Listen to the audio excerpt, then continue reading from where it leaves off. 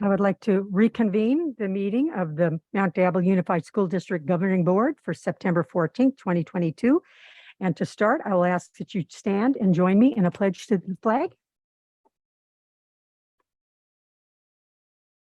I pledge allegiance to the flag of the United States of America and to the republic for which it stands, one nation, under God, indivisible, with liberty and justice for all.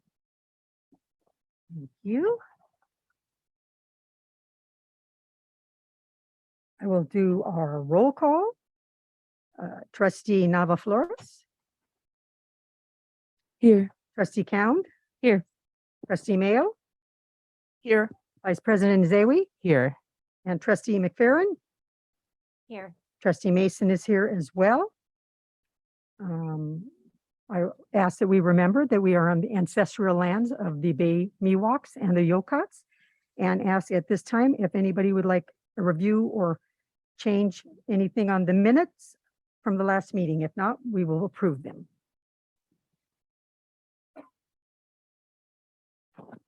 I move to approve the last meeting's minutes. Second. You have a motion and a second. Trustee Nava Flores. Yes.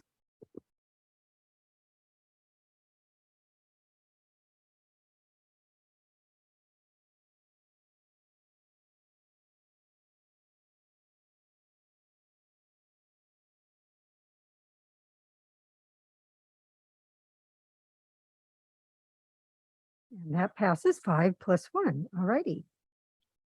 Next, we have the review and potential approval of the agenda. Madam President, can I request that we move item 18.2 to follow the superintendent's report on 14.1? All righty.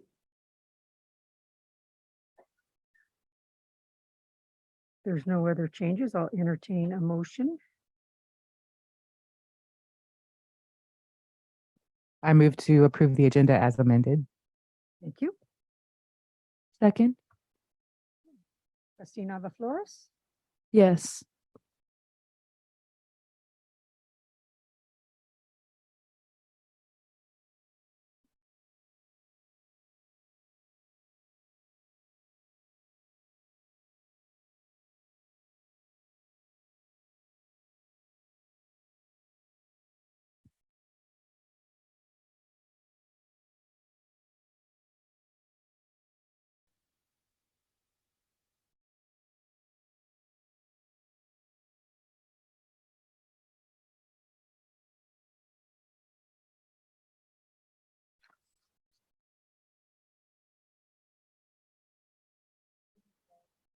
Just keep going. Okay, very good. We're at the closed session report out. 7.1 negotiations. The board may discuss negotiations or provide direction to its representatives regarding represented employees pursuant to Government Code Section 54957.6. The board received information on this item.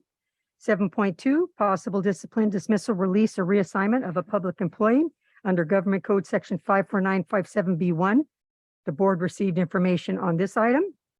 7.3 negotiations, conference with labor negotiator, Government Code Section 54957.6, public employee. Employment Code 54957. The board received information and gave direction on this item.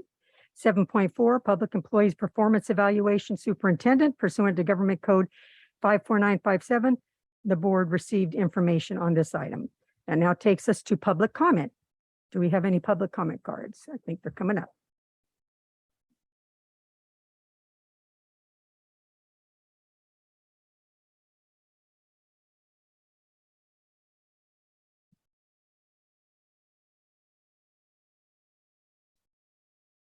Okay. The public may address the board regarding any item within the jurisdiction of the Board of Education and the Mount Diablo Unified School District that is not on this agenda. These presentations are limited to 3 minutes each, or a total of 30 minutes. If there are multiple speakers on any one subject, the public comment period may be moved to the end of the meeting. Speakers are not allowed to yield their time. Our first speaker is Marian Chavez. Come on up, Marion. We're very friendly, I promise.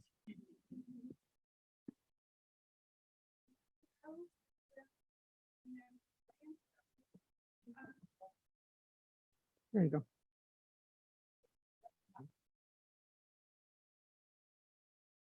There you go. Sorry. Okay. Hello.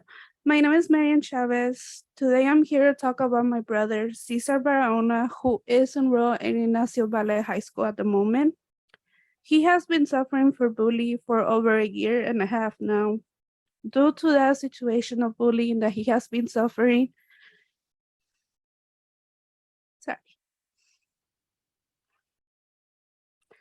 he has hurt himself physically and mentally.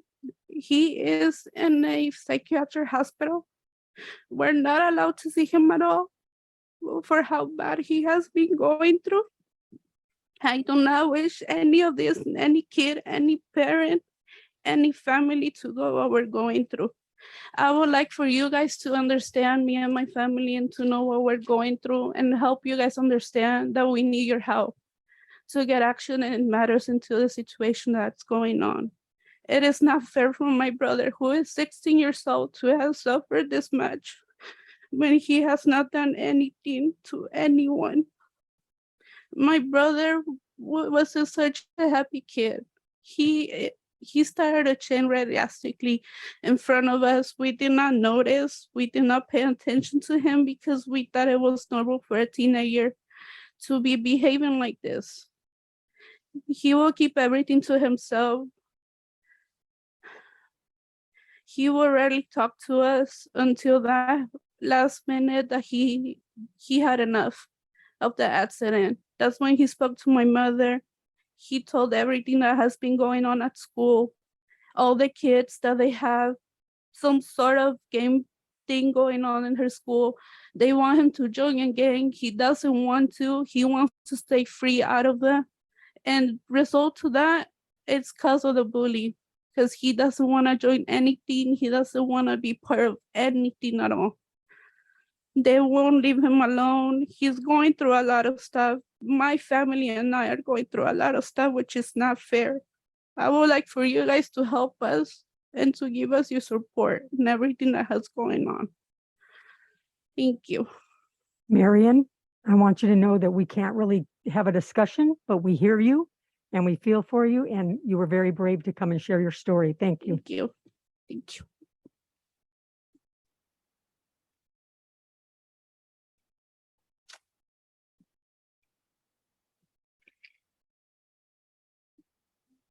Would this be Luz Chavez? Ok. Buenas tardes. Yo soy la madre de César. Él va a la Ignacio Valle en el grado 11. El martes él sufrió un accidente en los baños y por miedo no se atrevió a hablar. Mi hijo ha sido víctima del bullying. Él ya no aguantó más y tuvo una crisis. Fue evaluado, internado a causa de todo esto. Y al siguiente día me presenté a la escuela para hablar con el director, pero se me notificó que es en su hora de lonche, en un meeting. Después regresé y que está en una junta. Yo expliqué el por qué necesitaba hablar con el director, pero aún así no se me permitió. Opté por ir a hacer un reporte a la policía y después al distrito. El director se contactó conmigo hasta el jueves. Gracias a que el señor Alejandro le mandó un mensaje y solo así fue que él me contactó. ¿Cómo es posible que en un caso de 911 la administración no tenga tiempo para atender a los padres? Aún es hora que la escuela no se ha comunicado conmigo para darle seguimiento, ni saber cómo está mi hijo. Es obvio que no le importa el estado de mi hijo. Esa escuela necesita más atención en el área de los baños, que son el lugar donde pasa todo todo, y la administración no se da cuenta. Hay varios estudiantes que prefieren no ir al baño por miedo y por todo lo que ocurre en los baños y no hacen nada. Son niños de high school, no son hombres, no son mujeres, son niños. Gracias. Thank you. And you're going to translate for us, correct? Thank you. Good evening, board members and of the school district. My name is Lucia. I'm the mother of Cesar Badona. He's an 11th grade student in Ignacio Valley High.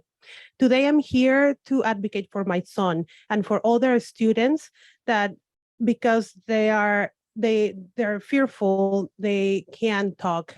My son has been a victim of bullying on September 6th, and I can't hold it anymore. He had a crisis and he was evaluated and he was admitted because of all of this. The next day, I went to the school to talk to the principal, but I was notified that he was at his lunch recess. I came back after that and they told me that he was in a meeting. I explained why I needed to speak to him, but even then, I wasn't allowed to. So I decided to go and make a police report. And after that, I reported the district. The principal got a hold of me on a Thursday. Thanks to Mr. Alejandro Hernandez intervening, he sent him a message. And that was the only way how he was able to contact me. How is it possible that this is a 911 case and the school administration didn't have the time to pay attention to the parents? Even now, the school hasn't gotten back to me with a follow-up. It is obvious that they don't care about my son and his or his well-being. This school needs more attention in the bathroom area, since those are the areas where all these things are happening. And the school administration hasn't realized that there are several students that will prefer not to go to the bathroom because they're scared because of everything that is going on there. These are high school children. They are not adult men or adult women. These are children. Do something for them. Thanks. Thank you. Alexandra Dominguez.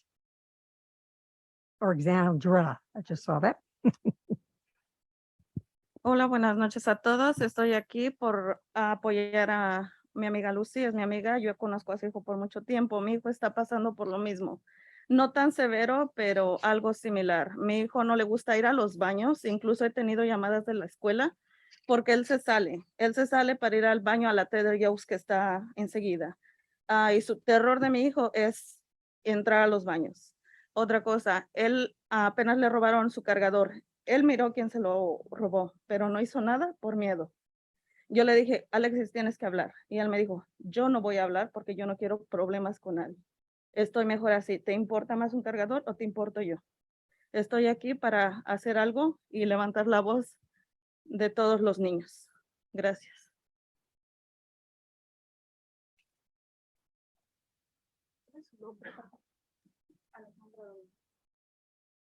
Good evening, my name is Alejandra Dominguez, and I'm here in support of Lucia, who is a personal friend, and I also know her son, and my son is going through something similar at Ignacio Valley, and I'm here to speak for them.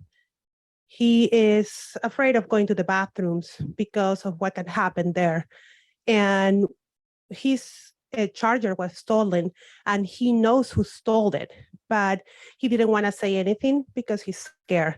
And I told him, why don't you go and say something? And he told me, no, I don't care as much about a charger as much as I care about my safety. And he didn't want to cause any issues. And that's why I'm here today, to ask for you guys to do something. Thank you. Alex Hernandez.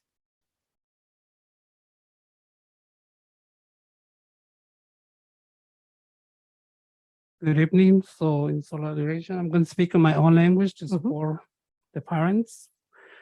Buenas tardes, miembros de la mesa directiva. Mi nombre es Alex Hernández. Soy un padre activista del corredor de Monument. y soy un padre muy activo en las escuelas, empezando desde Oak Grove, Meadow Homes y ahora Ignacio Valley. Y he sido parte de School Site Council, PTSA y Comité de ILA. Pero hoy estoy aquí como un padre más y no representando esos comités. ¿Que pare o sigo? So, estoy aquí apoyando a mis compañeras que tienen hijos en la Ignacio Valley High School. Yo no puedo entender cómo es que la administración no pueda tener tiempo de atender un caso de 9 a 11 y se les diga, está en lunch o en junta. Tienen un principal, tienen 2 vice principals. Uno de ellos debe de tener tiempo de atender a los papás. Otra cosa es de que los baños, necesitamos más atención en la área de los baños. Yo sé que estamos cortos de campus supervisors, pero como dijeron ellas, los baños son sitios donde pasa todo. Fuman, se drogan, toman, ahí mismo venden la droga a los estudiantes, ahí mismo hacen todo. Es donde amenazan a los estudiantes. Se le comentó al director que por qué la escuela está dividida en 2, azul y rojo. Cuando estaba el otro principal, se me olvidó el nombre, él paró eso y dijo, aquí no hay ni rojo ni hay azul. Y a que encuentre yo haciendo esas divisiones, simplemente voy a hablarle a sus papás. Y funcionó.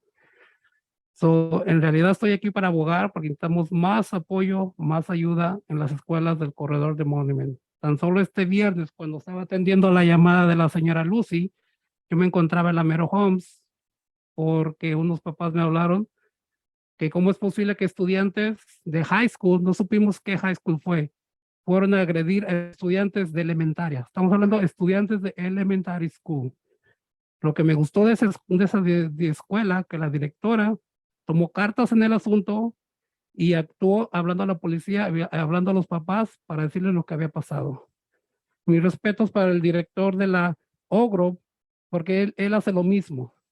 Cuando hay una pelea o hay cualquier situación así, él toma cartas en el asunto, llama a quien tiene que llamar y no es de que se espere. Y ese director siempre está disponible para los papás, siempre.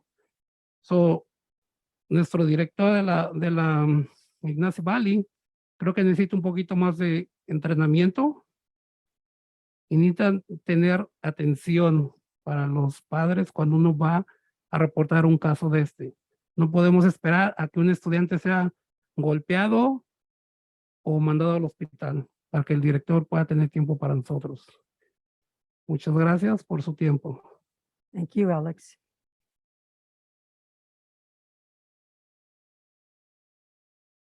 Good evening, board members. My name is Alex Hernandez. I'm a parent activist for all the schools of the Monument Corridor. But today I'm here as I've been a parent from Oak Grove, Meadow Homes, and now Ignacio Valley High School. But today I'm here as a father, not as a member of the committee. I'm here to support my friends and their kids at Ignacio Valley. I don't understand how the school administration can make time for a case that has been sent to 911, and then they tell them that they are having lunch or they're in a meeting. There's one principal and 2 vice principals. I'm sure one of them would have had the time to attend these parents. And the same with the bathrooms. The bathrooms need more attention. There's a lot of things that happen in there. And I know that we are short-staffed, but we need to pay more attention to those areas because there's where all kinds of things happen, like smoking, the students are doing drugs, they're drinking, and they're also selling drugs in those bathrooms. And all kinds of threats happening there. And the principal, I don't understand. We talked to the principal and asked him why there's this division again from red and blue. The last principal, I don't remember his name, but he had said that there were not going to be any more blue or red discussions. And if he heard anything like that, then he will talk to the parents of those children that were talking about division. And that worked. So I'm here looking for your advice and for the support for all the schools on the Monument Corridor. On Friday, the parents at Meadow Homes called me to tell me how is it possible that students from high school were threatening elementary school children. But what I liked about that school is that the principal paid attention to it immediately, and he alerted the police and alerted the parents. The same happens at Oak Grove. The principal there does the same thing. And anytime that there's some kind of fight, he takes charge and he calls the parties that are needed. And the principal should be available for the parents. And I think the principal at Ignacio Valley needs more training about that. And he has to pay attention to the parents that have cases like this and not wait until a child has been hurt or is hospitalized to take action. Thank you.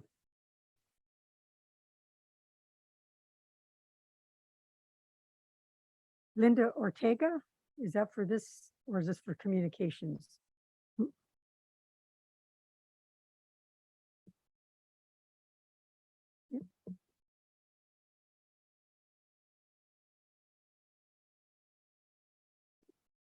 It's kind of hard to come from that. My heart, lo siento mucho, familias, lo siento. Good evening, trustees, Dr. Clark, members of the audience. My name is Linda Ortega. I am the Medea Vice President. I am here this evening to report that the contract that was signed after a long bargaining day and into the following morning on March, that long day that some of us attended, between Medea and the MDUSD is completed and downloaded onto our website. I want to thank everyone who participated in the review of the contract and preparing it for the final publication. I also want to thank our members, our Medea members, for the continued patience as we bargain the new contract. And I want to thank the members of our communities for supporting our Medea members during these past few years. However, on another note, as the Medea grievance chair, yes, I wear many hats. I would like to report to the school board that I have received over 25 class size grievances since September 7, and I'm still receiving them every day. For the members of the community, what does that mean? It means that there are many classrooms that are over the class size maximums. Our teachers are working hard every day. They come in with their heart to share with their students and be prepared. However, with the class sizes the way they are, it's very difficult to give every student the attention they deserve. And so when I share with you about these grievances, this is very disturbing, since tonight you will hear about the 2021 and 22 unaudited actuals. And I hear that new money that is coming from the state to the school districts. So my question to you, the trustees, is how will this money be spent? Will our students benefit directly from this new money, or will it be spent to hire more district administrators? Our classes are suffering, our students are suffering. And as vice president, I hear from many of our members and how they do not have the supplies or support they need to teach. Our schools, our students, our members need to know that you will spend this money wisely and that it will benefit our students. Thank you. Thank you.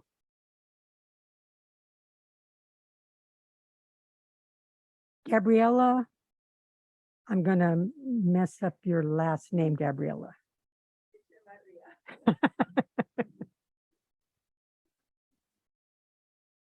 So good evening, trustees, superintendent, and guests. My name is Gabriela Echevarria. My son is a second grade student rather. I was just thinking about the teachers before me at Holbrook Language Academy. I wanted to start by comments by sharing that my personal experience with the collapsing of the second grade classes. Before I go into that, know that my son does not do well with change at all. His IEP includes that he needs plenty of notice, and we need to prep him for any change that happens. On Thursday, August 31st at 5:30 p.m., we received a post on Parent Square letting us know that second grade classes were collapsing. No previous notice was received. We did not have an opportunity to discuss this or have many opportunities to ask questions of anyone about this change. This news was shocking. Not only that, but the change was going to happen the following Tuesday, leaving only one workday for the change to occur. This brought about confusion as that was the only message we received. It did not mention anything about switching classes, which was new for my son. It did not mention how this would occur, how they would switch classes, or where students would leave their stuff during the classroom change.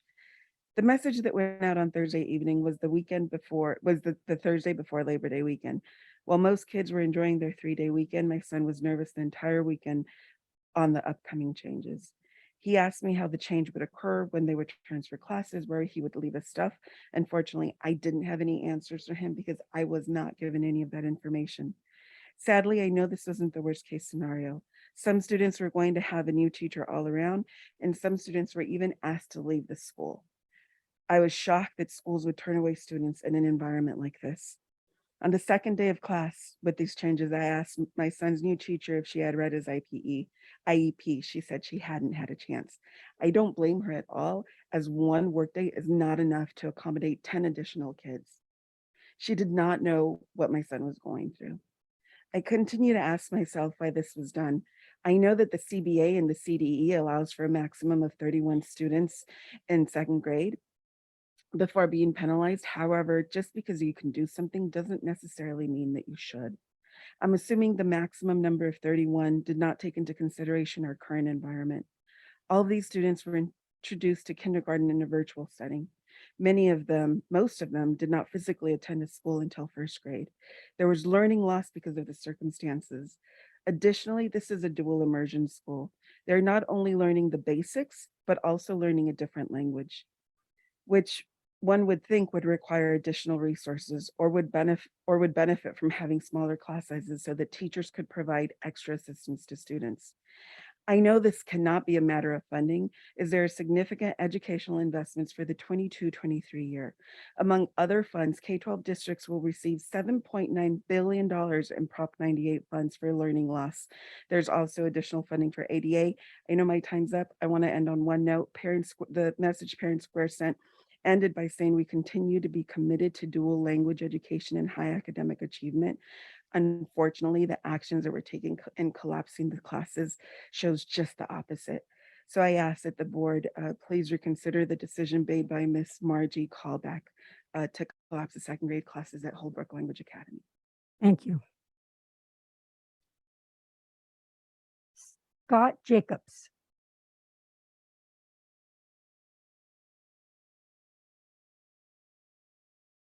Good evening. I'm not nearly as articulate as my other Holbrook parent over here.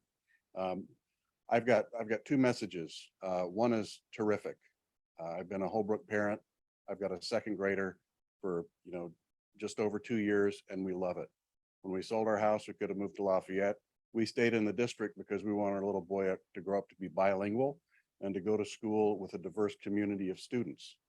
That was important to us. We are committed to the school. Is the district committed to the program? Is the question I have. We had 22, 22, and 22 in our 3 cohorts.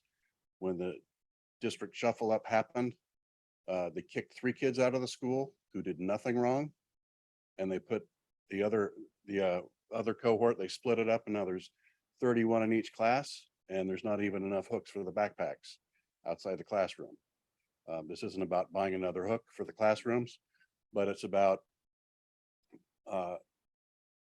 does the board support bilingual communication and building a really good program that the whole district can be proud of? I hope you do. One of the concerns I have is that there appears to be a condition for kids to matriculate in after first grade, that they have to have previous experience in a dual immersion program. But it seems to me, and I'm just a layperson, you guys are the educators, it seems to me that there has to be a way to assess capable kids that have dual language experience and capabilities to be able to matriculate in. Because to go from 3 cohorts in kindergarten to 2 cohorts in second grade, this is an unsustainable trajectory. And I want to stay here for another, what, 7 years till he graduates 8th grade. So keep supporting our school and don't kick kids out that haven't done anything wrong. It really is shocking to them. And I know kids are resilient, but it's also shocking to the families. So take that into consideration. Thank you. Thank you. Last speaker card, Jofina Whitfield. Yes, it's Jafria. I think you tell me every time. I'm going to write it phonetically here, so I'll remember. Don't next time. worry, you'll see me enough. Good evening to Dr. Clark and the board. I'm here once again on behalf of Elementary Instrumental Music. I wanted to share with you some data that was done from a survey conducted by OnePoll on behalf of the Guitar Center from June 6th to June 8th, 2022, with a panel of general population Americans and 1,000 who've played instruments. How do families feel about instrumental music? 8 in 10 want their child to learn an instrument. 1 in 5 parents say their child wants to be a musician. Over half, 55% of parents think music education should be prioritized in schools. And finally, 82% of parents want their child to learn to play a musical instrument. Thank you for your time. Thank you. Okay, that concludes our public comment. Now it's time for communications, district organizations at regular board meetings. A single spokesperson of each recognized district organization may make a brief presentation. Items are limited to those that are informational. I do not see any cards. Okay, that will take us to 10.1, recognitions and resolutions. 10.1, review and potential approval of resolution 22/2310, recognizing October as Lesbian, Gay, Bisexual, Transgender, Queer, and Questioning Month. Dr. Clark. Great. Thank you, Madam President. I have here resolution 22/23-10. Whereas lesbian, gay, bisexual, transgender, queer, questioning, LGBTQ Americans have made and continue to make lasting contributions to strengthen the fabric of American society. And whereas October holds historically significant days such as First National March on Washington and also Coming Out Day. Now therefore be it resolved that the Mount Diablo Unified School District Board of Education recognizes and supports October as Lesbian, Gay, Bisexual, Transgender, and Queer Questioning LGBTQ History Month. Madam President, I now put this in the hands of the board. Thank you. Any board comments or no? Trustee Nava Flores? Thank you. I want to also honor October as LGBTQ Queer Questioning and History Month. As a bisexual and non-binary individual, I recognize and speak up for the need to respect others' identity and how they identify us. An important factor of this is honoring individuals' preferred names and pronouns. Schools must make an effort to provide a safe and accepting place for our students, staff, and educators to achieve equal justice and equal opportunity. Thank you. Thank you. Any other comments? No? Would you like to make the motion?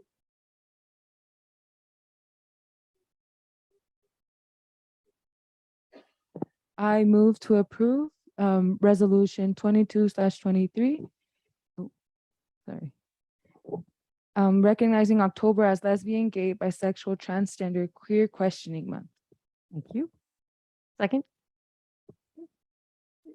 No other comments at time? I'm just thankful we don't live in Florida. Excuse me? I'm just thankful we don't live in Florida. We'd probably all be arrested. Okay. I would like to thank our student trustee for speaking so eloquently on this topic and sharing your perspective. Thank you. Okay. Trustee Nava Flores. Yes. And that passes 5+1. Very good. Next, 10.2, review and potential approval of resolution 22/23-11 in recognition of Dyslexia Awareness Month. Thank you very much, Madam President. Tonight I bring to the Mount Diablo Unified School District Governing Board Resolution 22/23-11. Whereas dyslexia is defined as a specific learning disability that is neurobiologically in origin and is characterized by difficulties with accurate and/or fluent word recognition and by poor spelling and decoding abilities that are often unexpected in relation to other cognitive abilities and the provision of effective classroom instruction. And now, therefore, be it resolved that the governing board of the Mount Diablo Unified School District recognizes that dyslexia has significant educational implications that must be addressed and designates October 2022 as Dyslexia Awareness Month. Madam President, this resolution is now in the hands of the board. Thank you. Board members? Madam President, I move the board approve the resolution 22/23-11 in recognition of Dyslexia Awareness Month for the month of October. Thank you. Second. Okay, we have a, May I make a comment? yes, you absolutely may. I would just like to advise the members of our community that our Special Ed Community Advisory Committee has a dyslexia task force, and individuals are encouraged to reach out to the CAC and ask about attending the meetings of the dyslexia task force. Thank you. Thank you. Any other comments before we vote? I just want to also thank the Dyslexia Task Force for their assistance in improving our resolution last year with the updated information about dyslexia, as well as to thank the district for piloting some of these programs already in our district. And I know there's much more work to be done. And so I appreciate that people are really coming together to make sure that we have the data that we need to really serve our students the best way that we can. Trustee Navi Flores? Yes. And that passes 5+1. All right. 10.3, review and potential approval of resolution 22/23-12 in recognition of Disability Month. Dr. Clark?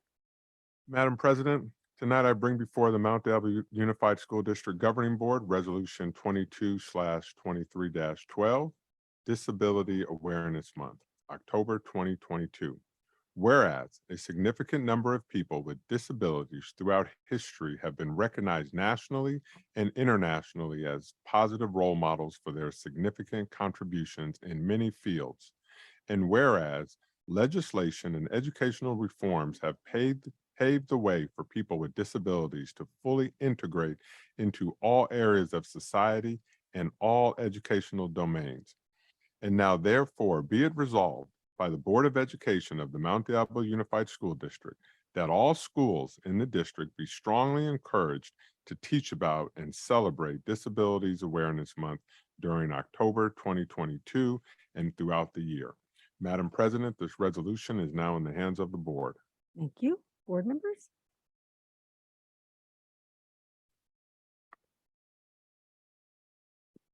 I move that we approve the resolution in recognition of Disability Awareness Month. Thank you. Second. Okay, we have a motion and a second. With no comments, we will go ahead and vote. Trustee Nava Flores? Yes. And that passes 5+1. All right. Next, we have review and potential approval of resolution 22/23-13, adopting the district's 2022-23 appropriations limit calculation, or the GAN limit. Dr. Clark? Madam President, this is an annual resolution that we bring to the board. I'm asking for consideration for approval. Okay. Board members? Madam President, I move that the board approve resolution 22/23-13 to adopt the district's 22-23 appropriations limit calculation known as the GAN limit. Thank you. Second. Okay, we have a motion and a second. Any comment? Trustee Nava Flores?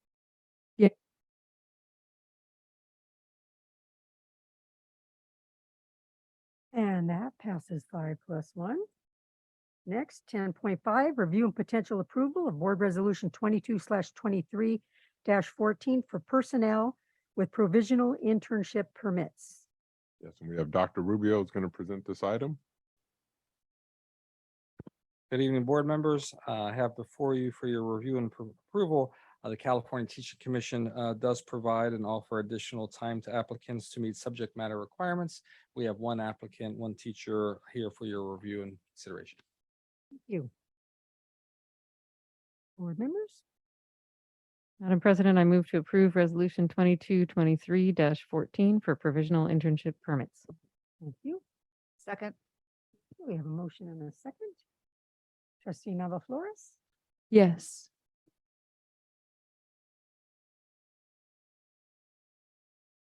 That passes 5+1.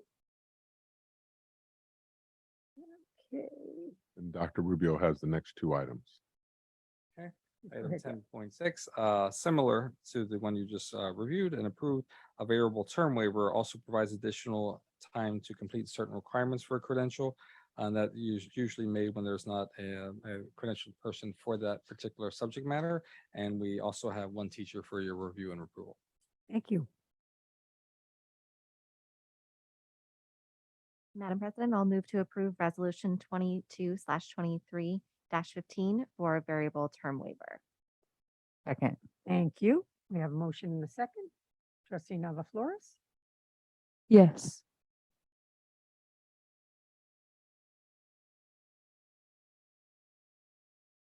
And that passes 5+1.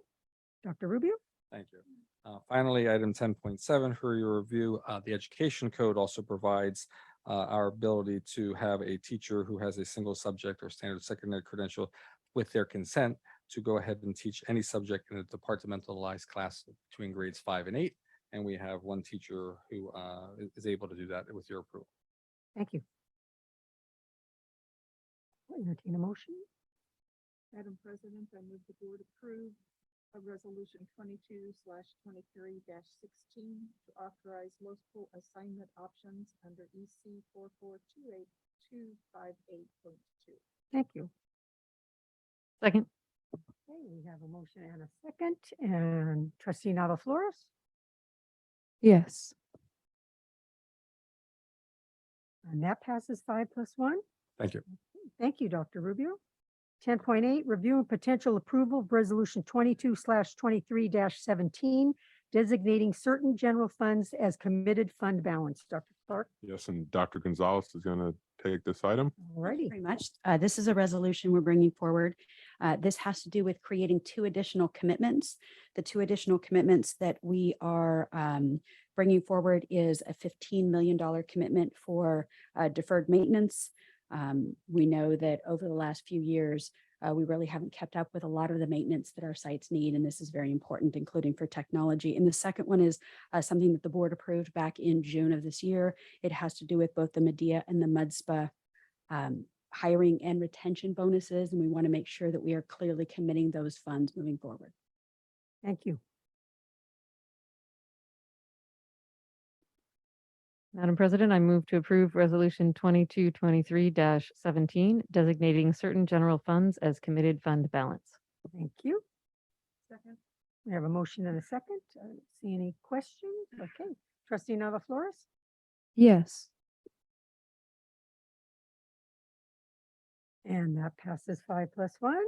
And 10.9, review and potential approval of Resolution 22/23-18, proclaiming September 15th, 2022 through October 15th, 2022 as Hispanic Heritage Month. Dr. Clark. Well, luckily we have this on the agenda tonight. We only have about 6 more hours until tomorrow. So whereas the month of September 15th to October 15th was designated as Hispanic Heritage Month by the United States Congress in 1988. And whereas the huge and significant impact of Hispanic and Latino cultures and their centuries-old traditions are manifested in the achievements, customs, and laws of this state and nation.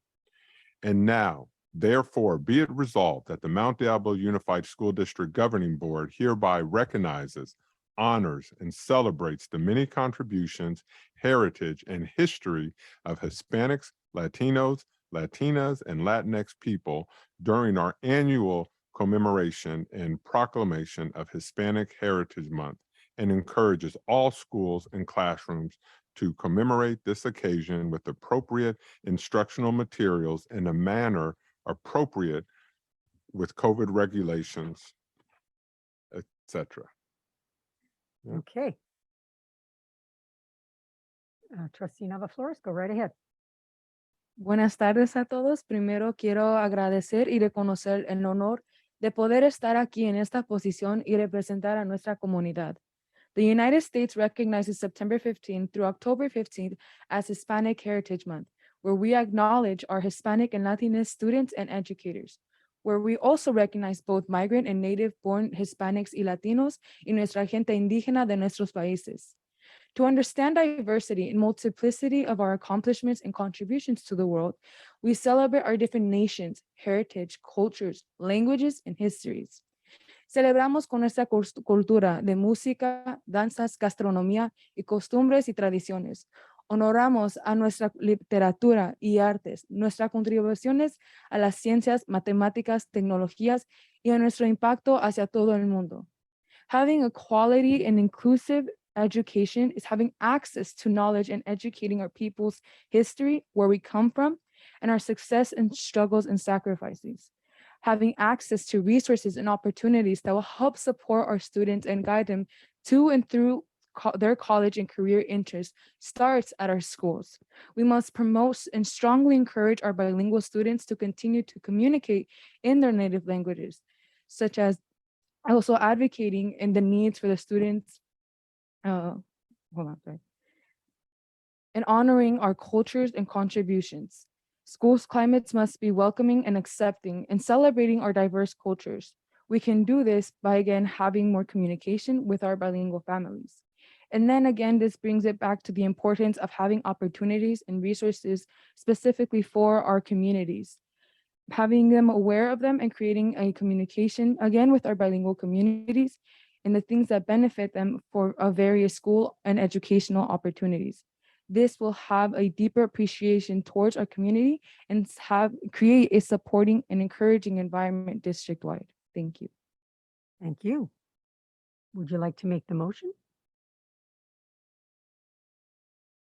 Madam President, I move to approve Hispanic Heritage Month under the resolution of proclaiming September 15th, 2022 and October 15th, 2022. Thank you. I'll second. Okay, any other comments?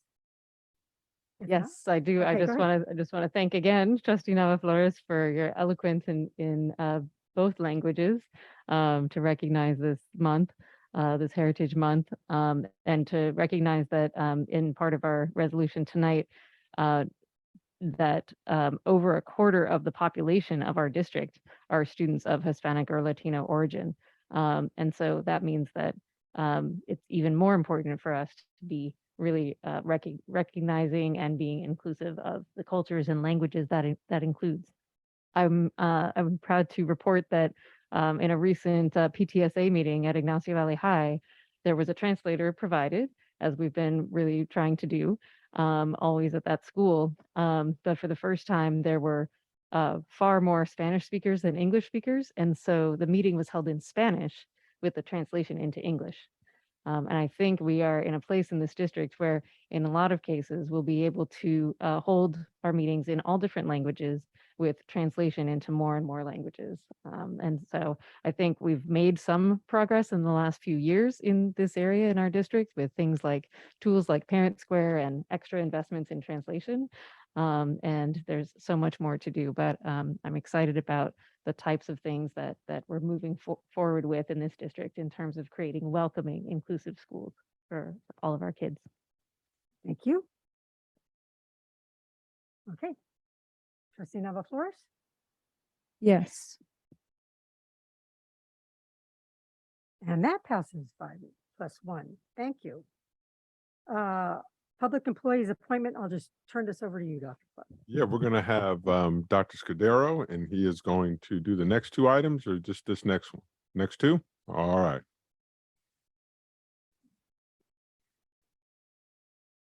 So the Human Resources Department is bringing for the board's review and potential approval, the appointment of Courtney Peterson as the vice principal at El Dorado Middle School.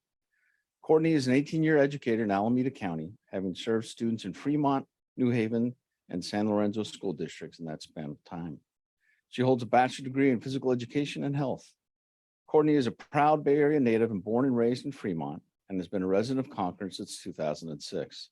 She has 2 children who attended school in MDUSD. When she's not working, she can be found at local amusement parks, exploring San Francisco, watching sporting events, and tending to her plants. With that, I leave this appointment in the hands of the board. Thank you. Board members? Madam President, I move the board approve the appointment of Courtney Peterson for the position of vice principal at El Dorado Middle School. Thank you. Second?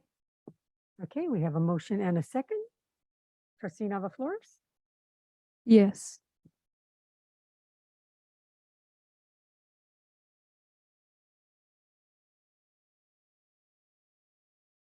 And that passes by. Come on up, Courtney.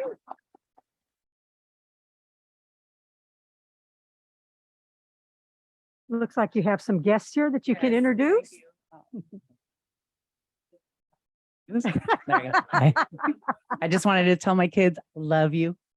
Go for your dreams. Even when you have kids early, hopefully you won't. Keep going for your dreams professionally. Thank you, board. Yeah, this is a dream of mine. Thank you very much. Great.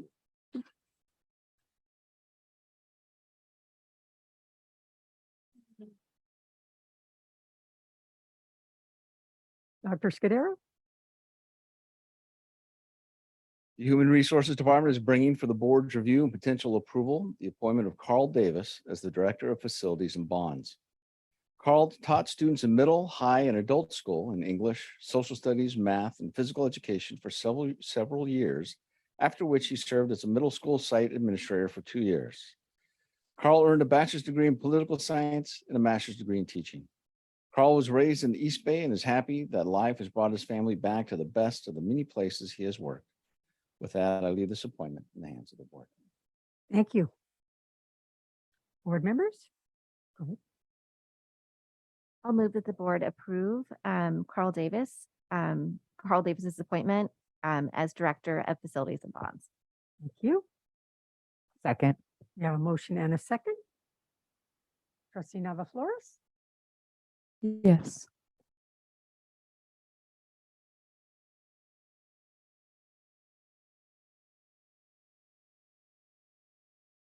And that passes. You'd like to come on up? Come on up.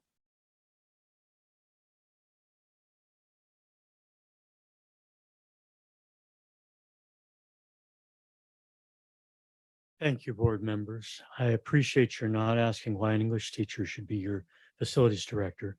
I would mention for your own comfort that I've been building schools in California for the last 4 years and have many more years than that as a construction manager and project manager behind me.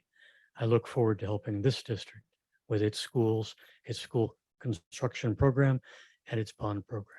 Thank you. Thank you and welcome.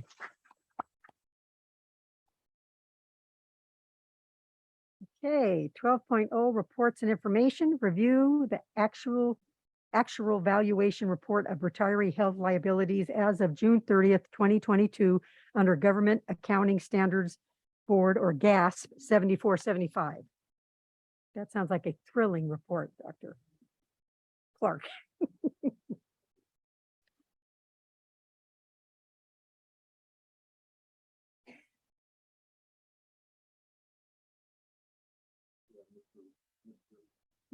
We have Mr. Williams, who is our internal auditor, and he is going to present or be available for questions. So the floor is yours, sir. Thank you. So in March of this year, we had total compensation come in and do a presentation on the district's OPEB liability. So this is just an update to that report. During the fiscal year, there was a decrease in that total liability amount. It decreased by $22 million from 220 million to 198 as of June 30th of this year. And the reason is because there was an increase in municipal bonds rates. That number actually decreased by 3.5% during the year. So they took that percentage increase and discounted the liability from last year to this year. So that's why there was a huge decrease in that liability. Everything else stayed the same in terms of the number of retirees that we have and the number of employees that we currently have. So there was a huge change that happened during the year. So the numbers did not really change that much. It's just the interest rate, just due to market conditions, changed. So that's why the liability went down. So if there's any other questions on that, I'm here to answer. Right? Oh yeah, this is good for the district. This is good for the district. I wanted to see you smile We there. have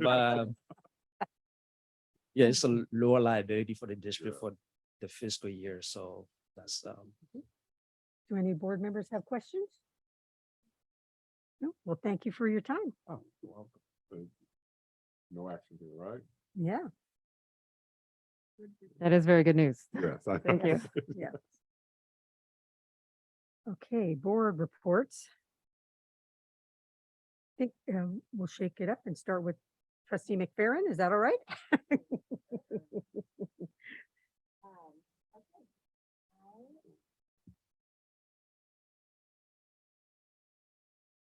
All right. Good evening, everyone. I've been to a couple of my favorite kind of regular meetings. I went to the Budget Advisory Council meeting on August 31st.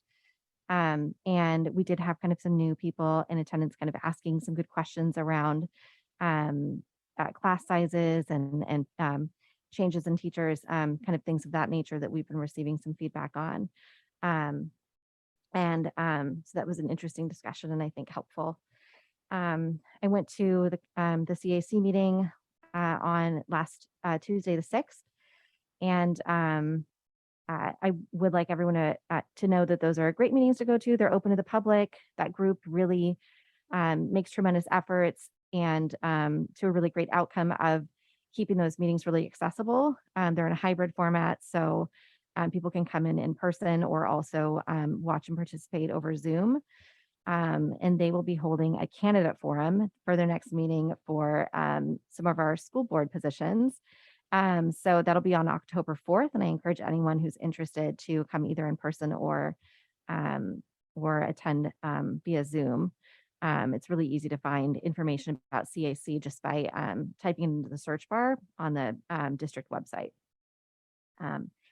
And then I also want to say that I'm very much looking forward to going to the Battle of the Bands this Saturday. It's going to be, I was trying to look up the information. I thank you, 5 to 8 at Concord High. Is it at Concord High or is it at Dave Brubeck Park?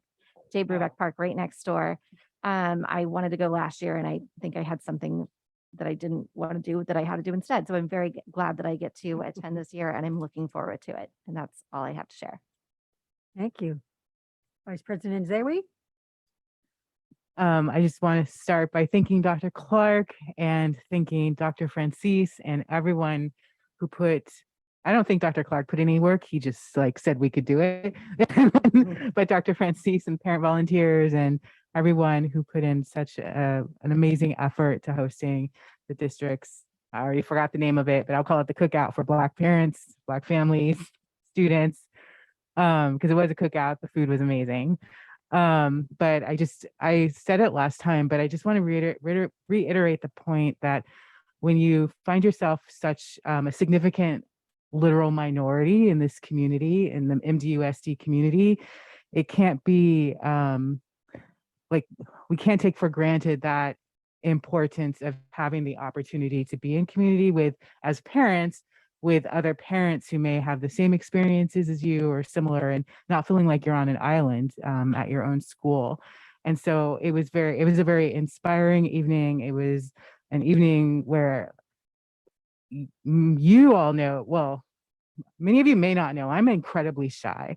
I am incredibly shy, but it was an opportunity for me to pretend I'm not and just say hi to people as another parent. So it was just great to meet people, great to see the faces, great to see the history in that room of Black leadership from this district. And it is just one step in us making a change and making a difference for our students and for our parents. So I did attend that 2 weeks ago. So that's my thing. Last night, and then my other thing I want to share is last night I got to be a parent again. So this year feels better. I feel like I'm being more just a parent, getting to show up into spaces as a parent, but to go to the my daughter's school's choir concert. And well, it had a name, cafe. So there was food. It was a potluck, and all the different choirs at school came together, each of them singing a few songs. And it was just lovely that in how many days have we had of school? 20 some odd days. I think it just sounds so lovely. So it was good again, and another way to feel part of a community. So I appreciate that about our schools offering things like that. And it's nice to be back in person to do that. Thank you. Trustee Mayo. Yes, thank you. Good evening, everybody. I and Ms. McFerrin attend many of the same meetings, so we repeat each other. I was at the August 31st Budget Advisory Meeting, and she's already shared about the special accomplishments of our Special Ed CAC Committee. They are presenting a series of speakers, and this month's speaker was Jessica Pozos, who's the Assistant Director of Special Education and Mental Health. And the 504 and IEP process was highlighted, and she shared the tiered levels of intervention available to students to mitigate symptoms in order to access their academics in a school environment. And the supports are based on students' need. The PowerPoints and information from each of these speaker series presentations can be found on the school district's website under special education and CAC.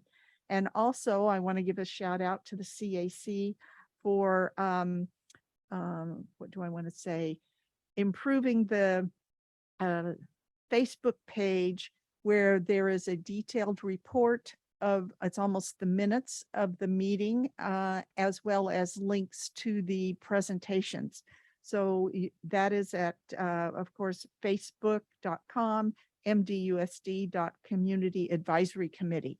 So there are resources there, and it's very informative for folks to look at those. And even when you don't have a special education student, often the information can help you with your own child. On September 13th, I attended the Parent Advisory Committee. Dr. Clark and Ms. Sachs welcomed our parents to this first meeting of the year, and worked with the participants to gain information about future topics and get some feedback about the school reopening experiences. I'm looking forward to the September 22nd Teacher of the Year event to be held at the Lusher Theater in Walnut Creek. And although I will miss the dinner environment, I'm excited because this particular venue, the tickets are at least half in cost as compared to previous years. And I'm hoping that there will be more participation from our community and come out in support of our Mount Diablo teachers and nominees. My last comment is the Contra Costa County Science and Engineering Fair will be held March 10th, 9th, 10th, and 11th at Los Medanos College. And this year we are looking for it to be held in person on the Los Medanos campus. So you're going to hear about this experience over time from me. Scientists grades 7 through 12 may enter this competition. Parents or advisors or teachers may be the adult sponsor. Projects for students will be due March 3rd, 2023, and there are some additional earlier deadlines that students must meet. Information will be available on the website ba-leeds. org/science fair. And students can gather information there, get ideas about projects that they might want to try out, and obtain all of the entry information. And if you're interested as an adult, either as a parent of a prospective student participant, or just because you love science and want to see what the quality of the work that is done by the students, you can visit the website and see the April 2022 awardees and how well they did at the California State Fair and the International Fair, where several of our students won awards internationally. So thank you. Nice. Okay, trustee Count. Thank you. So I got to do some fun things the last couple of weeks as well. The Northgate music program had their marchathon where they marched through the neighborhood. Very popular, fun event. I was one of those parent volunteers on a bicycle. So it was really great to see how much the community supports our schools and gets excited. Little kids getting to watch the older kids playing their instruments out there in the streets. I also attended the Monument Impact Gala fundraiser event, where 2 of our Ignacio Valley students were recognized for their leadership and commitment to community service in their community.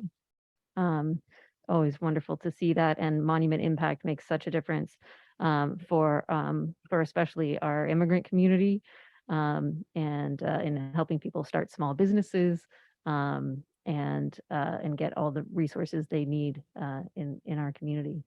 I had the chance to visit our adult education, both the job center as well as the cafe there that's run by the Adults with Disabilities. They have really good, all kinds of flavors of coffee there. And so I highly recommend. I have to go back to try all the other flavors that they have. I think I had a Cubano. It was really good. And they did a great job.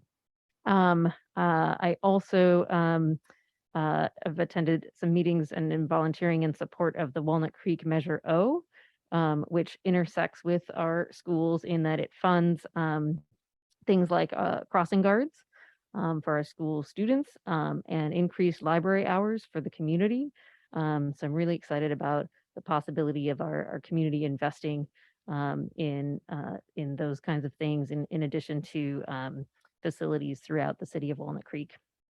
Also was invited out and attended a meeting with teachers and with Dr. Clark at Walnut Acres around the issue of class redistribution, which we also heard about tonight from what was happening in Holbrook.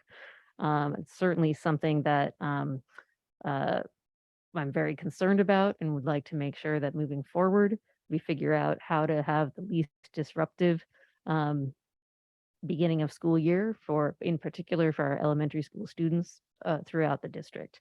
And I think there are many ways that we can talk about how we can do better with that. Whether it's with the teacher contract, with the processes, with the timelines. So I think over the course of this year, that's something that I'm hoping we're able to work in partnership with our employee groups on. And I especially feel that in the case of Holbrook, it was extremely disappointing to see us have children need to be moved out of a program that we have really invested in, the dual language program, which I highly support. So I look forward to seeing what solutions we can come to on that topic. Coming up, I'm excited about Battle of the Bands. There's also October 1st, the Break a Sweat Run for Education that is run by a nonprofit called Yours Humanly in partnership with our district-wide education foundation. So come on out the morning of October 1st to Heather Farm Park. You can get information at breakasweat.run. And you come out and see the Northgate Madrigals are going to be singing the national anthem. The Ignacio Valley High Cheer team is performing. There are many local parent-run businesses that will be there, and you can join a team. So there's a team that's the Education Foundation. You can click and join that team. But a number of our schools are starting to create teams too. So far on the website, I've seen Monty Gardens, Sequoia, and YV Wolfpack is the name of their team. And I know lots of times we have many more schools than that. So get out there, create your team, And remember, you don't have to run and you don't have to be like an amazing racer. A lot of people walk and push a stroller. It's just so much fun to get together with people from all across the district. Lastly, just wanted to mention something that I've discovered again is a resource out there for us when we keep hearing from people about fourth grade music and what are we going to do about that. I really like to think in a much more big picture. How are we moving forward as a school district on all of our visual and performing arts plans for all of our kids and all of our grade levels? And just to point out, there's an organization called Create California that helps school districts to create a district-wide strategic VAPA plan. And so I hope to see this as part of our board workshops or plans going forward in some way. What's exciting about that is that they help you create the plan in a way that's not just, just employee groups talking inwardly within our district. It's also required to have community arts partners at the table in the planning process. Because right now we have some amazing community arts groups. We have Community Civic Arts, we have Diablo Ballet, Ballet Folklorico. We have organizations like the Lesher Foundation that all have been doing things in our school district, but it's been piecemeal, one school or another. It changes year to year. And I think there's so much that we can do if we get everyone to the table to really look at the whole picture. So I'm very hopeful about what that could mean and how much more we could provide for all visual and performing arts in our community. Thanks. Thank you. Trustee Nava Flores. Good afternoon, everyone. Today I'll be speaking on a series of topics all related to a similar issue. But before I get started, I do want to also, again, acknowledge that September is Suicide Prevention Month and encourage all students encourage all students that if they are in need, they are eligible or able to take a mental health day off. Again, these are excused absences and these are valid absences. If you are in need of a break or a time to just step away and get yourself together and again, be prepared for the academic setting that you are in, you are able to take a mental health day off. Last board meeting, we discussed the bathroom issue, specifically on the menstrual product dispensers. I want to let everybody know that I did discuss this with the principal at my school, with Dr. McCain, and we took a campus tour where we toured all the restrooms. The issue regarding with this, the closure of specific restrooms, again, not only happening at Mount Diablo High School, but at other school sites as well. We discussed why this is an issue and an urgency to why this problem needs to be addressed. And because we were touring the school campus during break hour or during our break time, there were students that were also able to put in their perspective to Dr. McCain. And that was really wonderful. We sat down and we discussed a potential solution. And again, we did agree on having the menstrual products dispensers being monitored and being implemented with integrity. So I did want to discuss on that. The next thing that I wanted to speak up on was the impact of the impact on the students in regards to the lack of college and career counselors, specifically at Mount Diablo High School. Now, I've also, sorry about that. The importance of a college and career counselor is more than just a designated person in charge of speaking up for college and career opportunities. And having an expertise that is knowledgeable and specifically in college and career opportunities, and again, knowledgeable in opportunities such as when to register for the SAT, for the ACT, when it is time to register for the AP exam and things like that. Also having an expertise in how a college application is due, what factors you should consider, applying for financial aid, or alternatives such as applying for the DREAMS Act under California, and having somebody designated specifically for in that topic. We have the support and we have the opportunity to have somebody guide us through our college application, and again through graduation. And this specifically has impacted Mount because we do not have a college and career counselor. And I want to also know what the situation is on this, how we are moving forward from this, and what alternatives are we doing district-wide, but also as a school. With that in mind, I also want to speak up about the teacher shortage and how it's impacting students. Like many have spoken up about, classes have surpassed the maximum, and it is first-handedly impacting the students. At Mount specifically, the teacher shortage is really impacting our students, in which students are having long-term substitutes, but with no learning plan. And that impacts the students because we are in a classroom where learning isn't happening.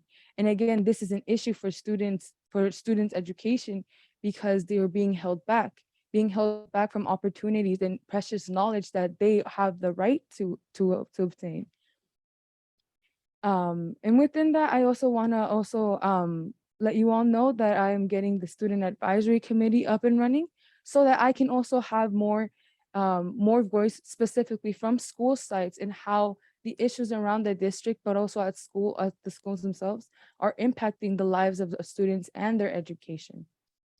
And then I also just want to appreciate everybody that was at the Black Family Extravaganza. I was there as well, and it was a beautiful event and a much needed event. And like Trustee Nzewi mentioned, in having a community in support and in support and recognition of our students and our communities in our school, we can have success. And by encouraging and supporting, again, like our students and their education, culturally and socially. Thank you. Thank you. I will be brief. I went to the Dragon Cafe, which is in the afternoon, and they had great ices. I got a watermelon icy and a bracelet from our bridge students. That was really cool. They were doing a great job running their little cafe over there. I went to the Shore Acres back to school night, huge turnout. The parents did a great job of having food. They had food trucks out front and other options for kids, parents, so they could eat right before they went to their kids' class. I went to Java with Janice, which is coffee with the principal at Rio Vista. And she had a few parents show up and very excited to have their kids back on a regular basis in person. One parent who was new to the school and couldn't say anything but good things about their experience at Rio Vista so far. I went to Bel Air's back to school night last night, which is why I couldn't go to the PAC. Again, very good turnout.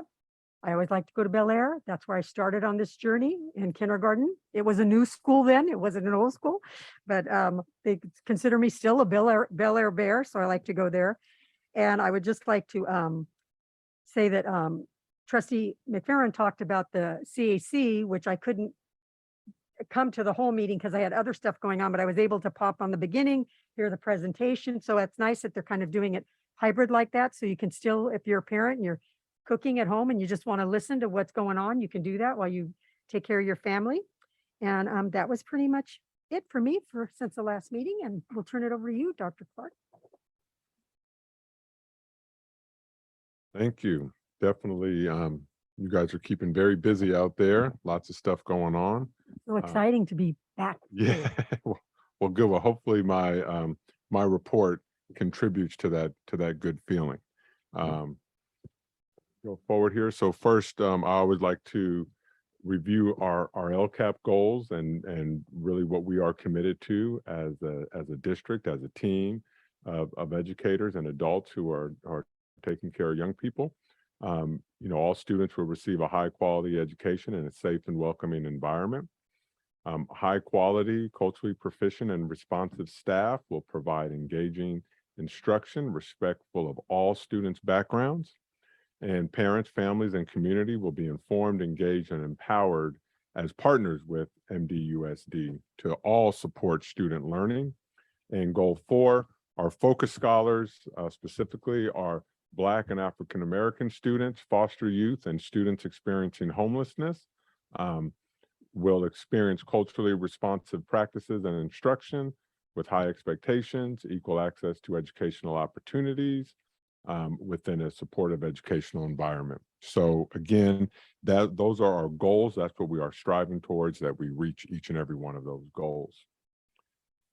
Same thing, but in a nice, colorful, colored picture here. At the bottom, we want to make sure that we stress educational equity, which means that each and every student within our district, when they exit our organization, they should be able to attend a college or a university or pursue the career of their dreams and their family's dreams. And it's our responsibility to prepare them for that. And we're going to do that by accelerating learning. That means that grade level standards are the floor. And we're going to teach grade level standards and above, but not below that. And we're going to do that in a high quality and culturally responsive way. And then, of course, we're going to focus on the social emotional learning of all of our students and families and employees, and our parent, family, and communities are partners. And if we do that, we have equity, we have unity, which is going to create opportunity for all students. So a couple of announcements I'd like to make. First of all, on Thursday, September 22nd, I know Trustee Mayo mentioned this. We are going to be at the Lesher Center in Walnut Creek. And we are going to celebrate our Teacher of the Year finalists. We are so lucky to have, we had Catalina Gallo from Mount Diablo High School as one of our Mount Diablo Teacher of the Years, but then also our own Mount Diablo High School, Natasha Paul, is a finalist. And you see there in the pictures, there's 4 finalists throughout all of Contra Costa County, and one of our Mount Diablo High teachers is one of the 4. And so we're hoping that evening to be celebrating her accomplishments. And regardless, she's a winner in our eyes, and I'm sure she's a winner in the eyes of her students. It's amazing what a week does, right? So last week we were all suffering from the heat. It's been very helpful that our county office and county health put out these guidelines. I know that regardless of guidelines, when it's hot, but at least we have some guidelines to sort of walk us through some of the activities. And so again, these were provided on our through Parent Square on our Friday letter, and these were sent out to all staff. And hopefully families got those through our website and through Parent Square. But we are going through climate change, and so we had smoke not long ago where schools were affected. There was an earthquake last night in Santa Rosa. We had temperatures of 113 degrees last week, and pretty soon we're going to be dealing with cold weather. And so we as a community, as a state, as a district, we need to prepare for these events. We can't just shut school down every single time one of these events happen. We have to find ways that we can ensure that we can keep everyone safe and comfortable and still provide the services that we are responsible for doing. So these guidelines on hot weather are going to be helpful. We have guidelines on smoke. We're going to be hearing presentations in a little while around other safety mechanisms that we're implementing throughout the district. But just thank goodness that we have a bit of a break from the heat, and it's much more comfortable outside. Just kind of going back to the beginning of school, how can you not just appreciate this picture? These are young students at Cambridge Elementary that all received backpacks, and we want to thank the Family Giving Tree and also the Shane Company for their support and donations in this endeavor. But seeing these little people with their backpacks is always so cute, because sometimes they need to grow into the backpacks.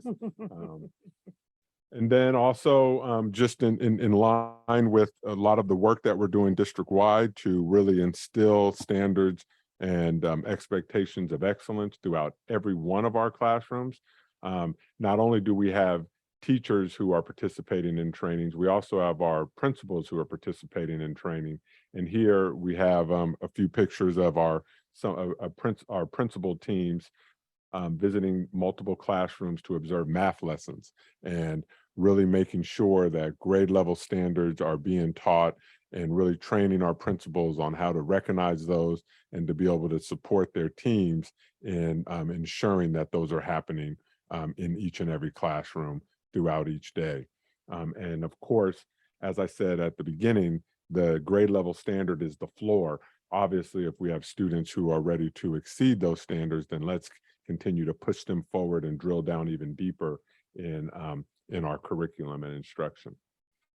Here's another picture, and it just so happened to be our Pleasant Hill principals and Slicer Martinez who went on this visit at Valhalla Elementary School.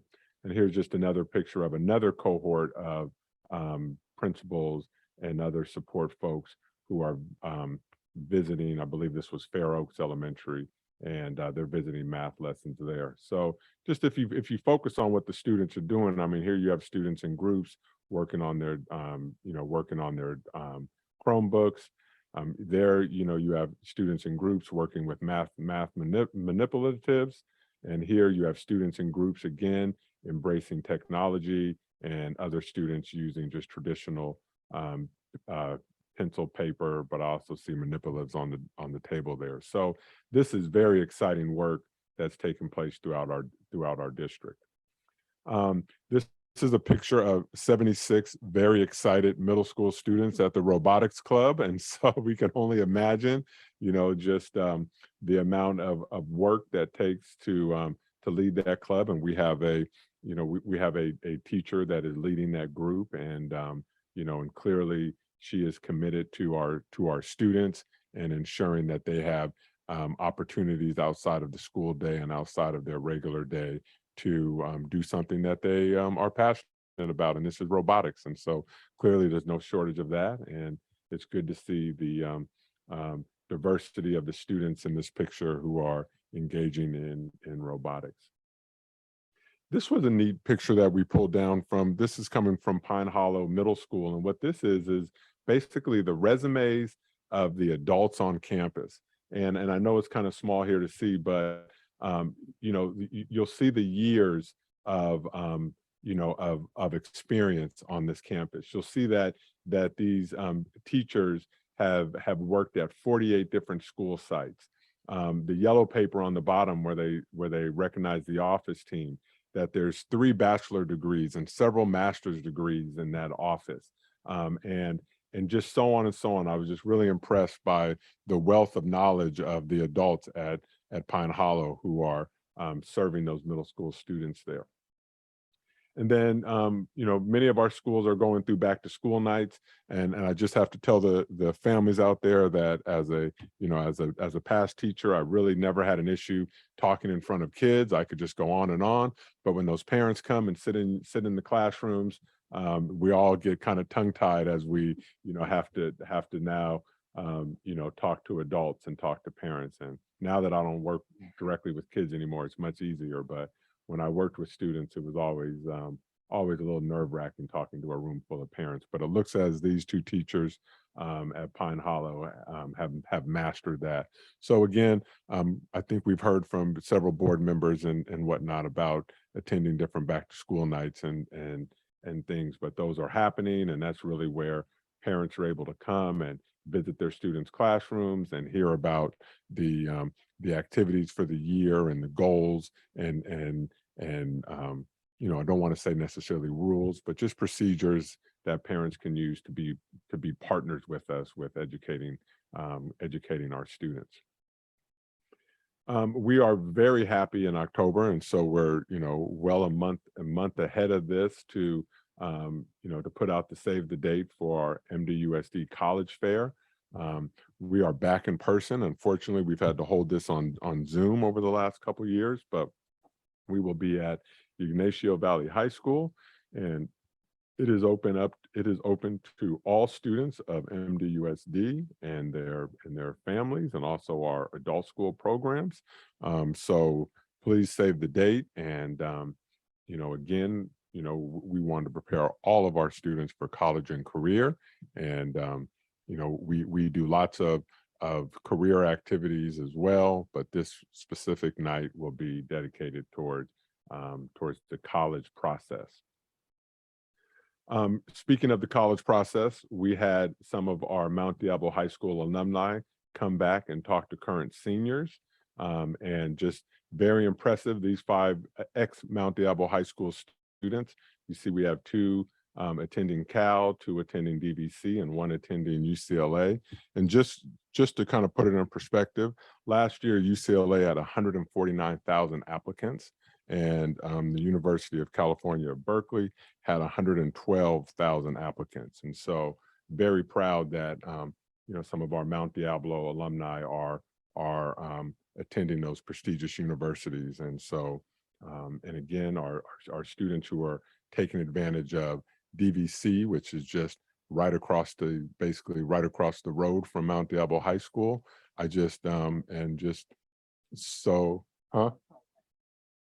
No, I know. Mount Diablo High School is just a hop, skip, and jump away from DVC, right? I mean, you don't have to leave the state or anything. But yeah, College Park is next door to DVC. But I'm impressed that these students came back to share their experiences with current seniors in their particular academy. So kudos to these students, and always very proud of what what the adults in this district produce in terms of young people who exit our organization. This is a picture of the wellness room in Ignacio Valley High School. We have it this year. We've transitioned to the staff here. We have someone from public health. We have a social work intern there. We also have an upward bound person from DVC, and again, just very responsive to the needs of our students over at YV. We actually have wellness centers in all of our high schools and pushing them out to the middle schools as well. But just very excited that our students have a place where they can go and be supported and go and get that extra support from the social workers that we've hired this year, and also from MFT interns, and just so many people that are around to support our students outside the classrooms. Also, just some high school happenings. You see, the pictures don't do it justice, but these are high school students, and you have some students who are working on an engineering project on the left, and you have some students who are engaging in outdoor reading, and that is a classroom. Those are high school students, and so they really seem engaged in that text and are clearly working very hard. Also, just other high school happenings. On the left, we have College Park. College Park was highlighted by the Contra Costa Times, and it was a story just about how thrilled our students are to be back at school after missing an entire year and coming back last year with the many challenges that we all faced. But so this article was just nothing but complimentary of the students and their experiences, and the students were just sharing how excited they are to be back, back in school full time every day without, the restrictions of masks and testing and distance learning and things of that nature. And then, we have our Northgate volleyball team who won a tournament out in Deer Valley, and they're celebrating that.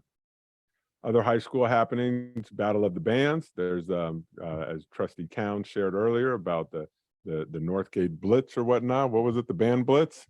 Marchathon. So there they are marching down the street there. And the Battle of the Bands this Saturday, 5 to 8 at the park next door to Concord High School. So again, just very, very excited about what has taken place over the last few weeks of school. We have 28,000 students in the district. We have 53 schools. We have close to 3,000 employees, and and we provide a very good service for our students and for our communities. Do we have challenges? Absolutely. These are extremely tough times in our many different communities, in our county, in our state, and clearly in our nation. But we are all committed here in MDUSD to support our young people and to make sure that they have all that they need to be successful. So we will continue to strive for excellence. We're not there yet, but we're going to continue to strive for that. And I'm excited to be right along with everyone else in that journey. I just, I just can't get over this picture. These are students from, this is actually our old boardroom, if you recognize it. We spent so much time over there, but this is what it's all about. And, I am 100% committed to these young people and making sure that they have every opportunity that they need to be successful. And I'm going to transition into a very serious topic, because it's what we're doing as a district to keep these students safe and to ensure that we have the systems, procedures, and protocols to do the best we can. I went over the natural, the natural challenges that we are facing in our environment now. But not only do we have the natural environment to be weary of, we also have some human elements that we need to be cautious of. So what Mount Diablo has done, what we're bringing forward tonight, is we are bringing forward a contract of a partnership with individuals who this is what they do. They are they are disaster preparedness trainers and educators, and so I am going to ask John Ortega from Rockeye Consulting to come up and present this item. I also, just on a side note, we also have, I know this was item 18.2. 18.2. I also, just if I could ask, if after this, if we could just quickly do 18.3. We just have two members of the Measure J who are just here to do a quick presentation, and I really don't want to keep them any longer. But a very important topic and a very important contract that I wanted to move up in the agenda because of its importance. Not that every single thing on this agenda is not important and not here to support young people, but I think in our current times that I wanted to just give extra attention to this. And so without any further ado, I have Mr. Ortega, who will be presenting this item, and he has a presentation, and we're going to be popping that up on the screen in 2 seconds. Why don't you go ahead and introduce yourself, sir, and the floor is yours. I was going to say good morning, but good evening. Great conversations going on.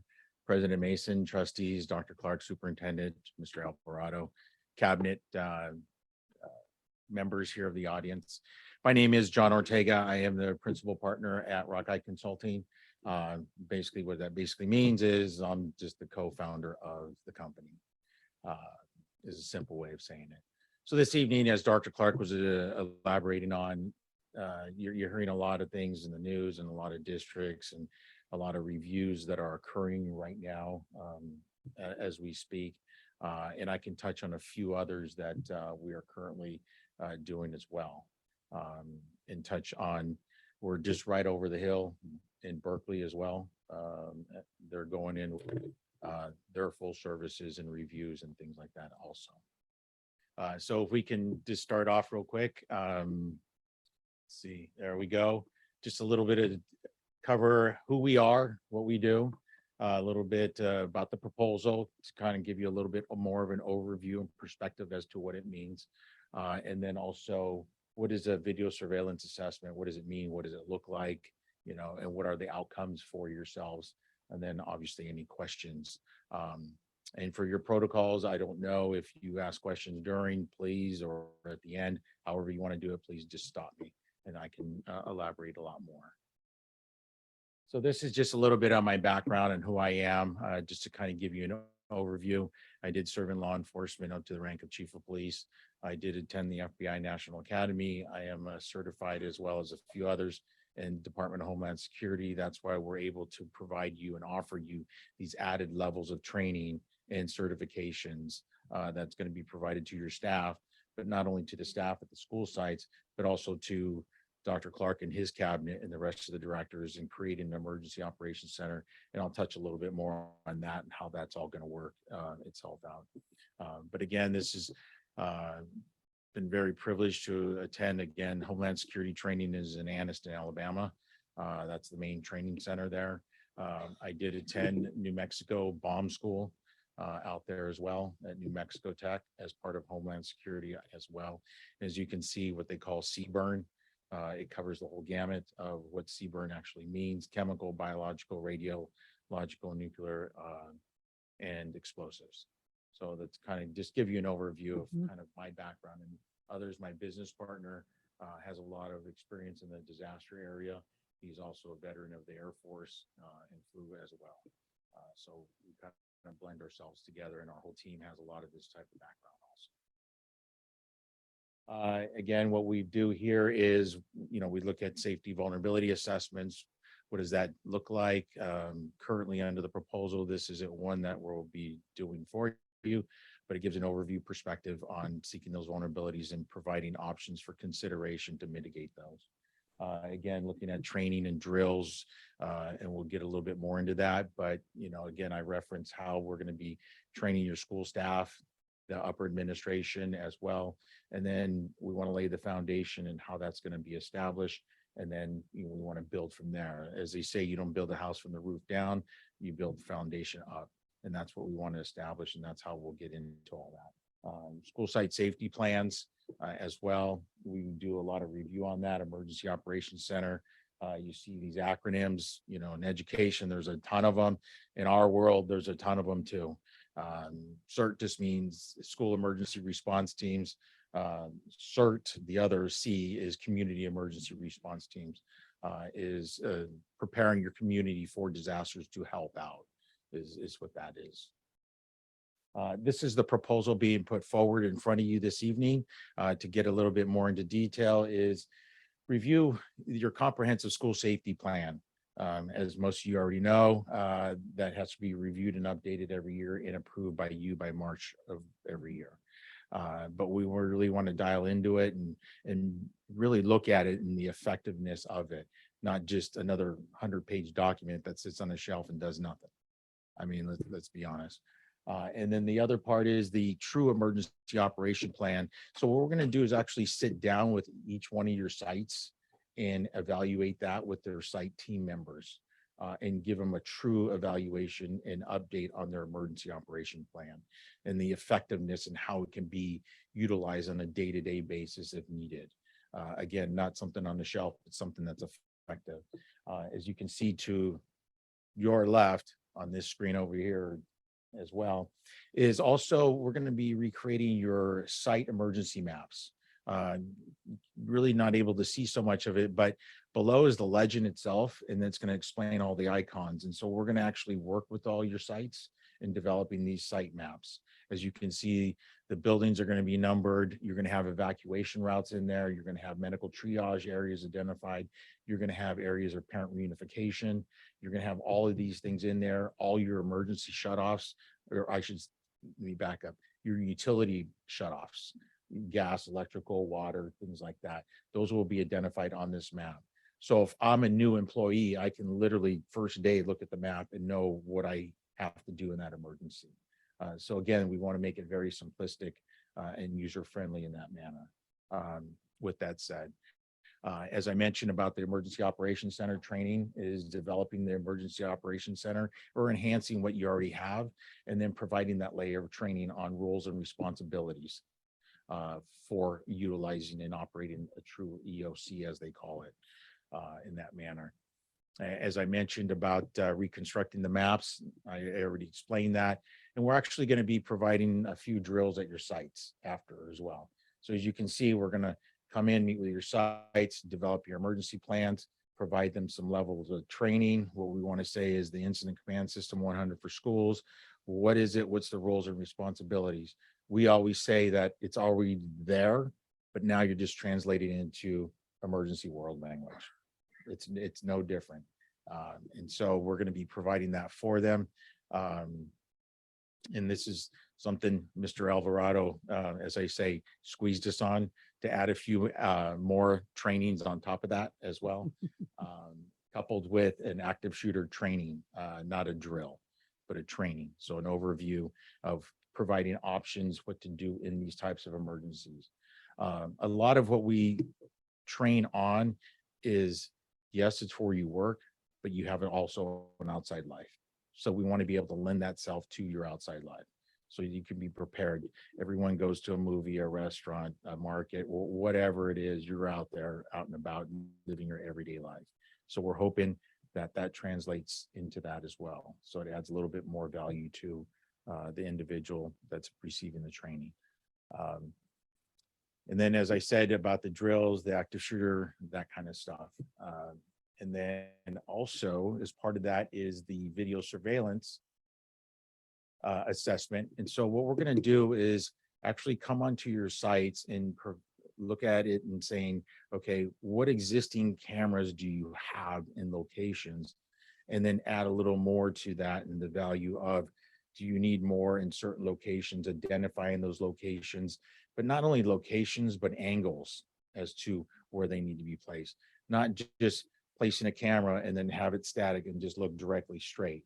We want to make it maximize the effort of that camera. Does it capture a full 180? You know, whatever it happens to be, that's what will come back with you. This is just an overview, as you will, but it's going to be a more detailed report and much lengthier. And it's going to cover the entire school site itself. As you can see, there's different zones that we'll create as part of that system. And again, we'll provide that in greater detail for you. So when you do look at it, you'll know exactly what we're referring to when we say zone 1, 2, 3, or 4, or whatever it happens to be, in that respectful manner. And then, as I said, we'll come back and provide that to Dr. Clark, and then he can share with yourselves as well as to what those reports will look like. And that's it. I'd like to keep it short, sweet.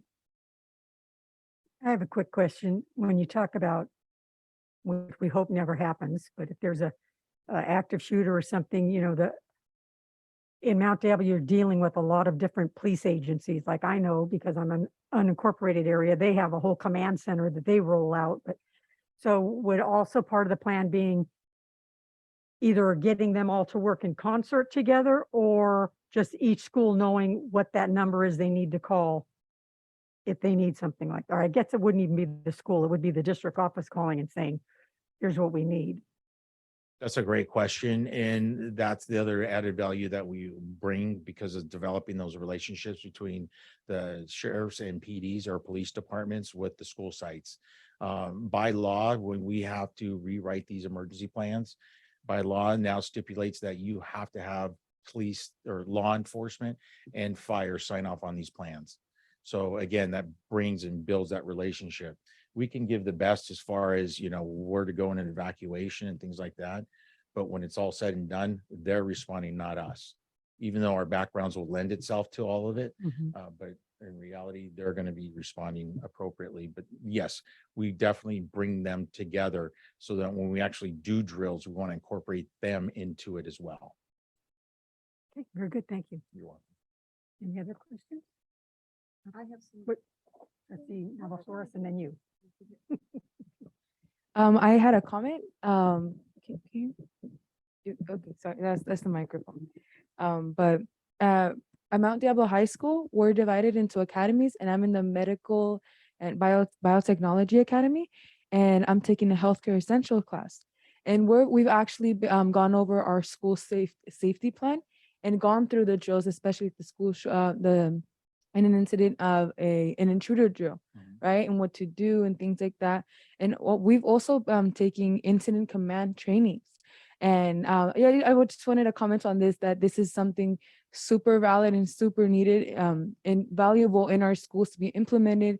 And like you mentioned, monitoring and improving on our safety plans with our schools to ensure the safety of our students and their success. Thank you. Trustee Mayo? So this is a little awkward. I have been involved in our school safety plan since the mid 1990s when we were first required to begin developing the plan. So this is an area that is of interest to me. And I do value your presentation, and I am supportive of the process and the initiatives that you've laid out. But I have a question for Dr. Clark and our staff, because in August of 2019, the board approved and wait a minute, why can't I see it? A contract with PKB Ready to assess safety and security of all district facilities and to develop an implementation plan for any needed improvements. And that contract was $227,000, which is more than the current contract that we are looking at. My questions were, what were the receivables of that? Because I have the generic information that was provided on the docket. Did we receive those? Was the vendor paid? And is any of this information usable under this new contract? And can that information, not that I'm sure that Mr. Alvarez has spoken with you about the value of the contract. Is there perhaps a greater discount if the information is usable? So I am interested in more information about how the previous contract worked, was it successful, and how these two contracts differ. I understand and can see that there will be a greater involvement regarding the video cameras with the zoning and everything, and some other details. Great question. So, that particular contract predated me, but I have read the contract and I've actually gone over it extensively with Dr. Gonzalez, and she's actually refers to that contract often. That contract really focuses on our facilities. And so fencing, door locks, putting Columbine locks on every door, hardening our campuses. That is, to give you an example, that is really what it focused on was our facilities, and they examined every single facility and whatnot. And so we have that report. What it did not include was an implementation plan, and the district never committed the funding to actually implement those recommendations. So putting fences up at every single school, putting different locks, changing our locks on every single door in the district, that wasn't included. I mean, obviously the price tag of implementing all that is beyond what the district could afford, but that is not part of this contract. And we looked at both of those. So we do have that facilities assessment of all of our facilities, and we do have that. And I'm sure the board must have been presented a copy of that back when it was completed. And I assume that's kind of what led to some of the new Well- fencing that's going Well, up. it Coming does. around, yeah. And again, Dr. Gonzalez and her team, Ms. Coslow and whatnot, they refer to that document all the time. But what's just not there is the implementation and the funding to implement all the recommendations that were put on that plan. So like, for example, the plants and trees and shrubs around each school is identified in that plan, right? So in this contract, we're not talking about looking at the physical plants. He's talking about examining our maps, making sure that our maps are accessible to staff and fire and police if they come on campus. looking at the angles of our cameras. You know, the other plan looked at, you know, installing cameras throughout the district and putting all those on one system. So I know Dr. Gonzalez is back there. Am I doing this justice, or would you like to come? Okay, I mean, that's what we've been talking about this for, you know, since, you know, for the years that I've been here, but this is kind of Next step. the next step of that. And again, there wasn't a financial implementation plan attached to that assessment that the board you know, approved several years back. So did that answer your question? Yes, and I'm must admit, I don't recall receiving a copy of the report when it was finished, but that doesn't mean that it wasn't provided and I just have misplaced it. So perhaps Dr. Gonzalez is going to come in. this would be, like you said, this was arranged by a previous Yeah. superintendent and a previous CBO. Yeah. Correct.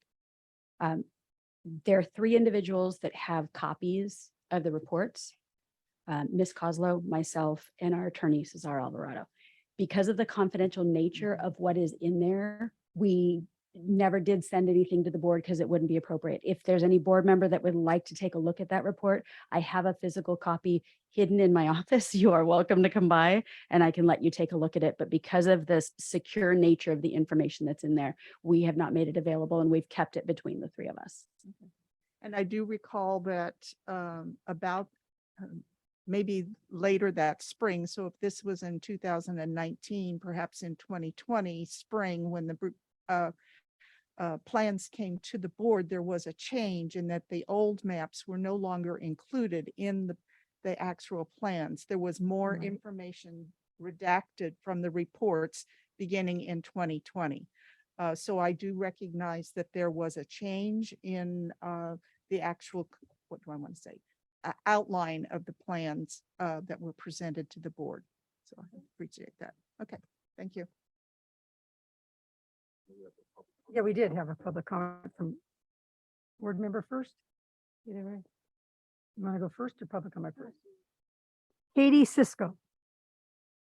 Thank you for your patience, Katie.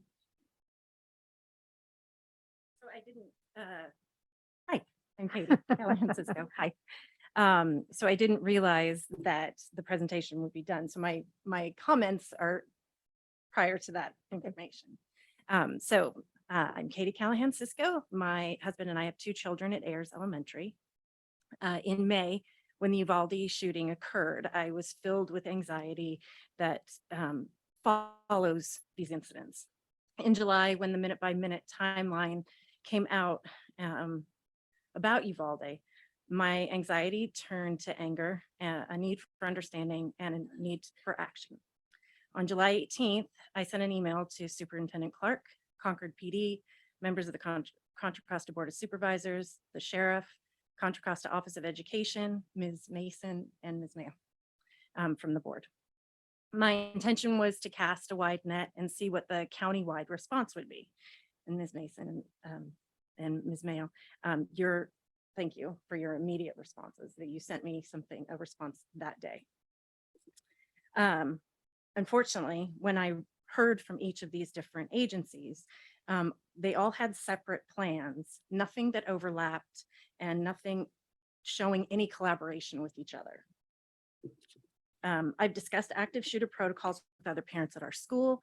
We've all searched for information about the response, but these events, we could find nothing. In my email, I requested that if any public information was accessible, could someone please point me in that direction? Parents just want to know what the plan is. Because of the hesitation that happened in Uvalde, the chaos that occurs when these incidents happen. You know, I don't want to drive my car through the middle of campus in order to, you know, because then I can become part of the problem. I understand that.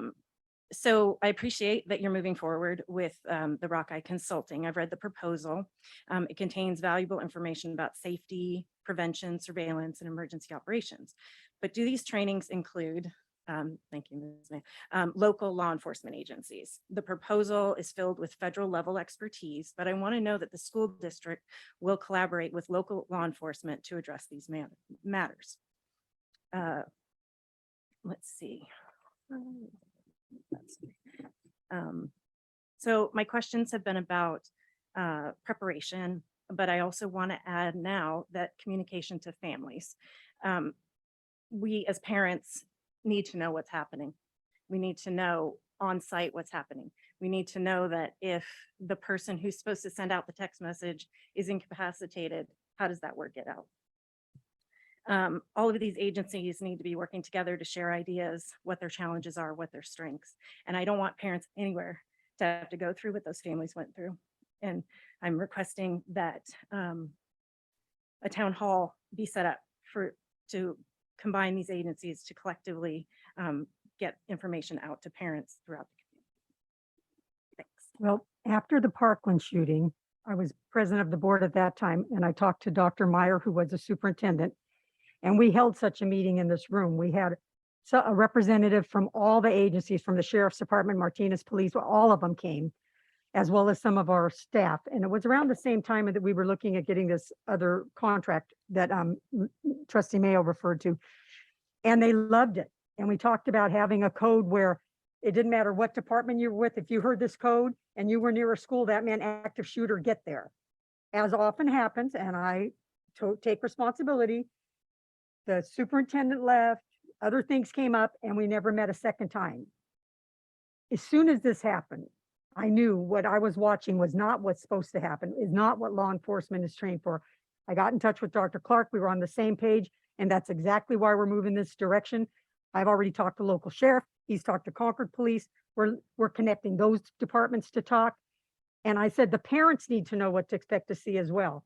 Because as much as your gut tells you to run to that school, that might not be the best thing to do to help. So we need to know in each community, where do the parents run, that there's going to be a command center that answers their questions. So we're totally on the same page. And that's why we want to look at this contract and get all of us there and not get comfortable a month from now and think all things are fine. I hope we get to a day where we wonder why we ever did this, but we're not there yet. President Mason, I know it's not our practice to respond to public comments, but so I'll respond to the board and I want you to listen. Okay, so I received emails from a very concerned parent and whatnot, and so interesting enough, just to kind of explain how we got here with this Rockeye contract is shortly, like the week before the Uvalde shootings, this board approved our safety plans. And every one of our schools has a safety plan of what to do, and it's the public plan. We also have plans that aren't public because those would jeopardize, you know, what there's phone trees involved and things like that nature. We don't want to make public. However, after the school year ended, because it was right around when the school year ended, this summer, the Pleasant Hill Police Department put on a active shooter training for the Pleasant Hill community. Myself, Trustee Mayo, Chief Academic Officer Jennifer Sachs, we all attended and got a great deal out of that active shooter training that took place. We then reached out to the Pleasant Hill Police Department and the chief of the Concord Police. The sheriffs were already working with our Bay Point schools, but we have organized a staff training for all administrators that's taking place next week with the Pleasant Hill and Concord Police Department. Following that training, there will be a community town hall that as soon as we confirm the date, and it will be an in-person event, we will have a community town hall from those two police departments. The good thing about being in California and being in the Bay Area is that regardless of the police departments, they all go through the same training and protocols when it comes to active shootings.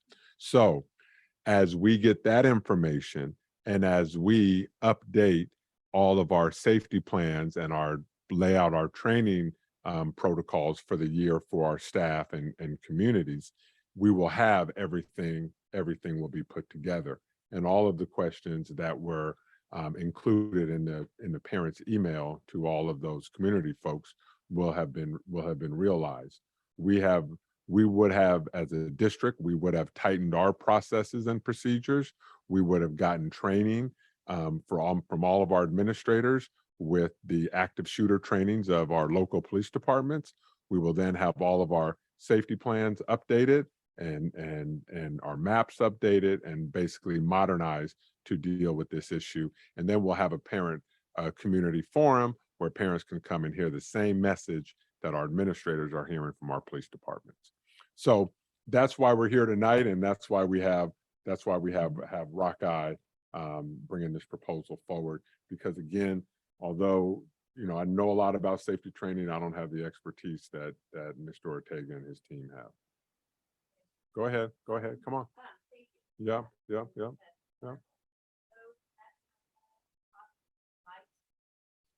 We'll work on that. We'll work on that. Thank you. I know. Yeah. It's not going to be here. It's going to be in a gym. So just so you know, many people want to come, can come. All right. Okay, Trustee trustee Count. Thank you. Thank you. I mean, all of this is really great information, really great input and ideas. I was just thinking about this as a parent who's been on a site council that needed to approve the site safety plan. And the way that it's set, it includes all the things that it's supposed to include. But I like what you're saying about what this does is modernize it. Because the setup of the format of the report that we are required to do by the state is like, it's just pages and pages long. It's not very easy to read. It's not very easy to refer to quickly in an emergency situation and those sorts of things. And so I appreciate that this process will kind of modernize that, allow everyone to get on the same page, from the police departments and local agencies, as well as for parents, to understand what the plan is and what each person's role is for each different scenario, because we have so many different potential emergencies, that we're all thinking about for our school sites right now. Just looking at the way that you have those maps and the different zones and, what the purpose of each of those zones are for, I think is going to be very helpful. Go ahead. Oh, okay. Yeah. So I just want to appreciate that. I also appreciate that you said that the active shooter was a training and not a drill, because we have heard from parents who are concerned about the idea of holding an active shooter drill where, like elementary school kids would be needing to act this out. So what I'm hearing you say is that is not a piece of this. Okay, so I appreciate that. Yeah, so thank Any you. other comments? Not, I think this is an action item, is it not? Okay. All righty. I will entertain a motion. Madam President, I move to approve the contract with Rockeye Consulting to establish safety plans, perform safety assessments, and conduct safety and emergency training. Thank you. Second. We have a motion and a second. Trustee Navi Flores. Yes.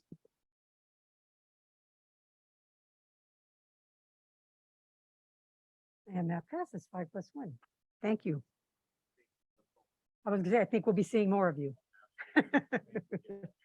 Okay, and Dr. Clark, you wanted to move 18.3, was it up to? Yes, I'm looking 14.3. for Dr. Gonzalez. So Dr. Gonzalez, you want to come introduce your team? Thank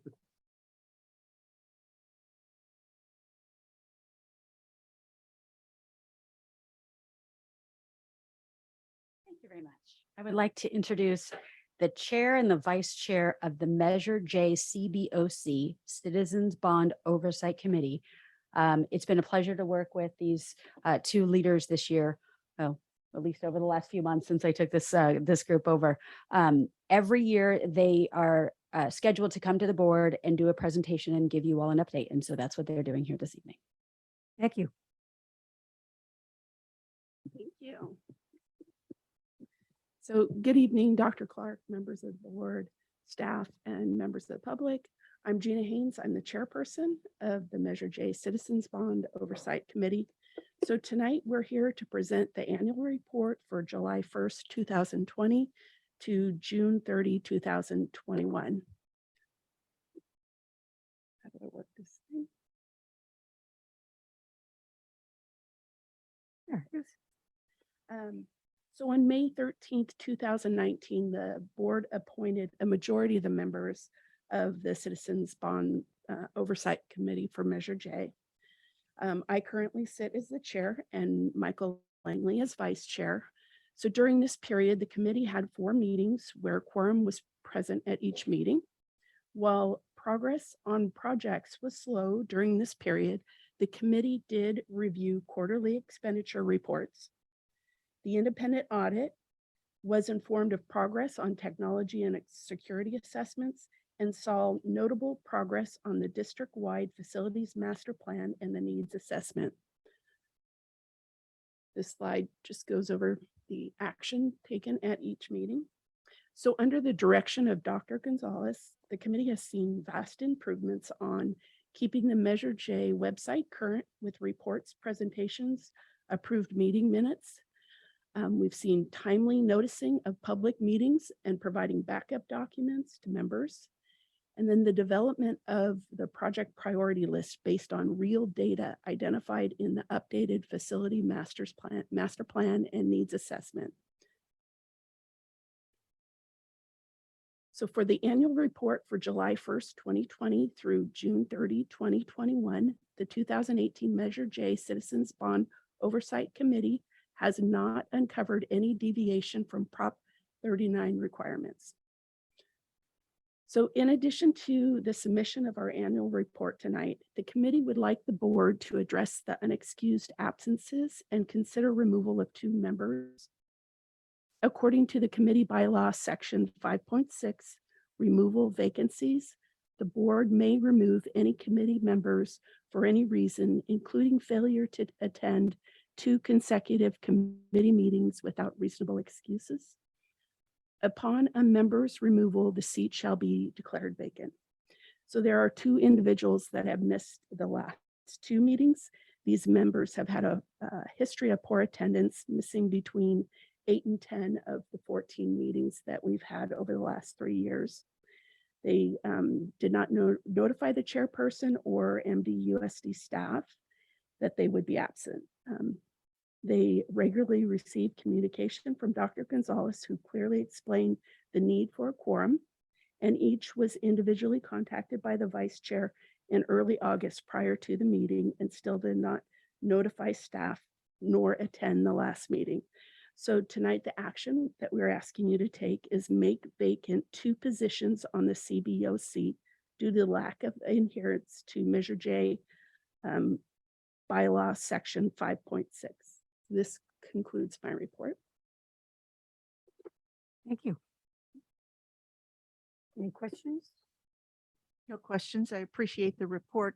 I just wanted to point out to the board that we will be taking action on this particular item, which is the presentation or receipt of the report, but 18.2, which was 18.4, will be the later consideration regarding your second request. I think the agenda item. Dr. Gonzalez says no. No. Then what is the second, what is 18.2 then? So 18.2, that's the item where I'm asking you to make the vacancies into specific areas where we're redesignating the seats. So this is an action item. You're receiving the report and we're asking you to act on the recommendation to create 2 vacancies. Okay. We're not specifying which seats the vacancies are because we're doing that in the next item. So this one had to Right. come So it before is that 2 one. items. It's not one combined. Correct. Okay. Well, yes, this is 2 items put together. We probably could have listed it as 2, but then we would have had 3 in a row. We thought that would be more confusing. Okay. Thank you. There's still another item. Yep. Yeah. Okay. Thank you. So we are You have to do this. a one now. motion to review and acknowledge receipt of the annual report in the 2018 Measure J Citizen Bond Oversight Committee for 2021-22 and approve vacancies of 2 seats. Right. And that's at all this one. So that's what we're right now.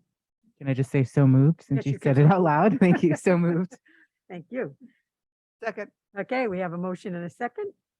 Trustee Nava Flores? Yes.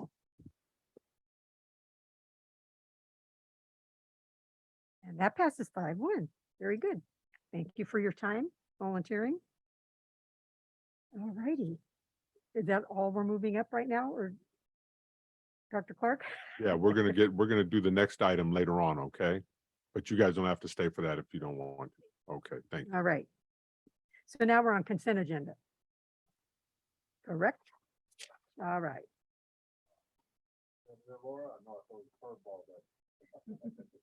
Yeah, he's doing it, Laura, not me. Okay, so I want to pull 15.8. Is there any other items that we would like to pull?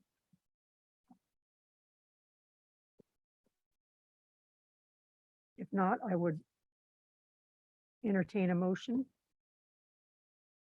Madam President.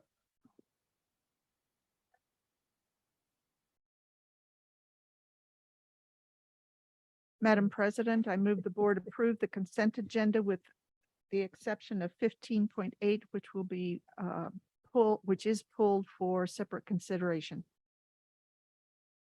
Second. Okay, we have a motion and a second. There's no comments. Trustee Nava Flores? Yes.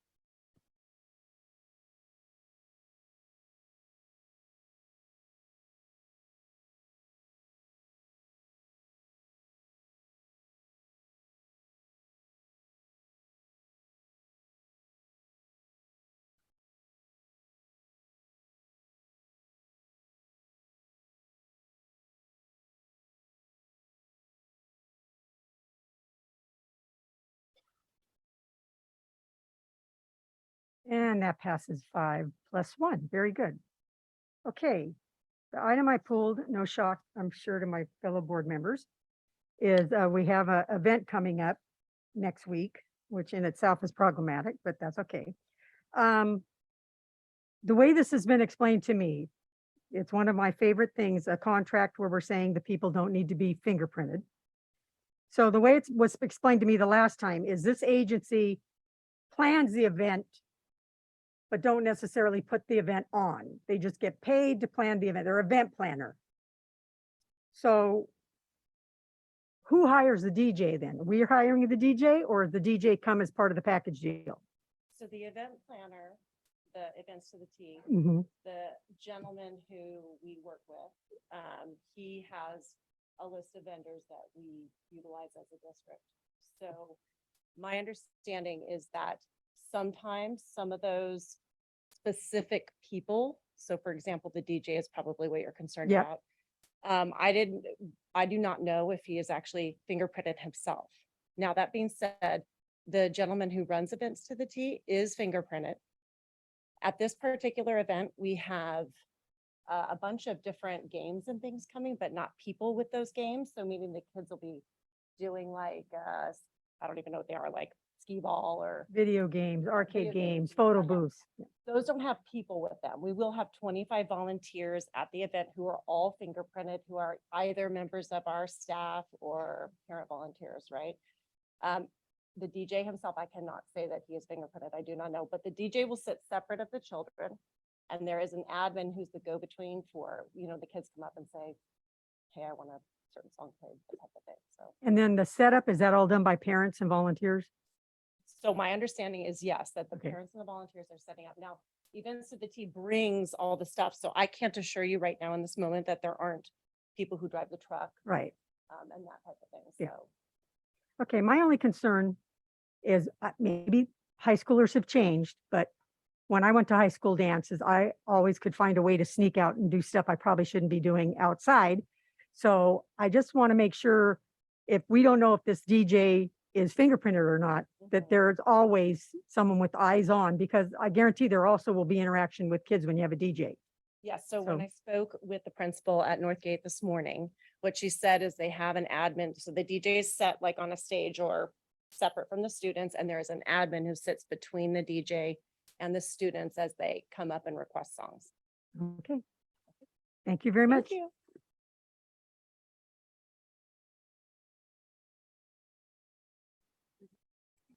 Are we approving tonight for the improvement of the independent service agreement, like the contract to hiring the independent team? Okay.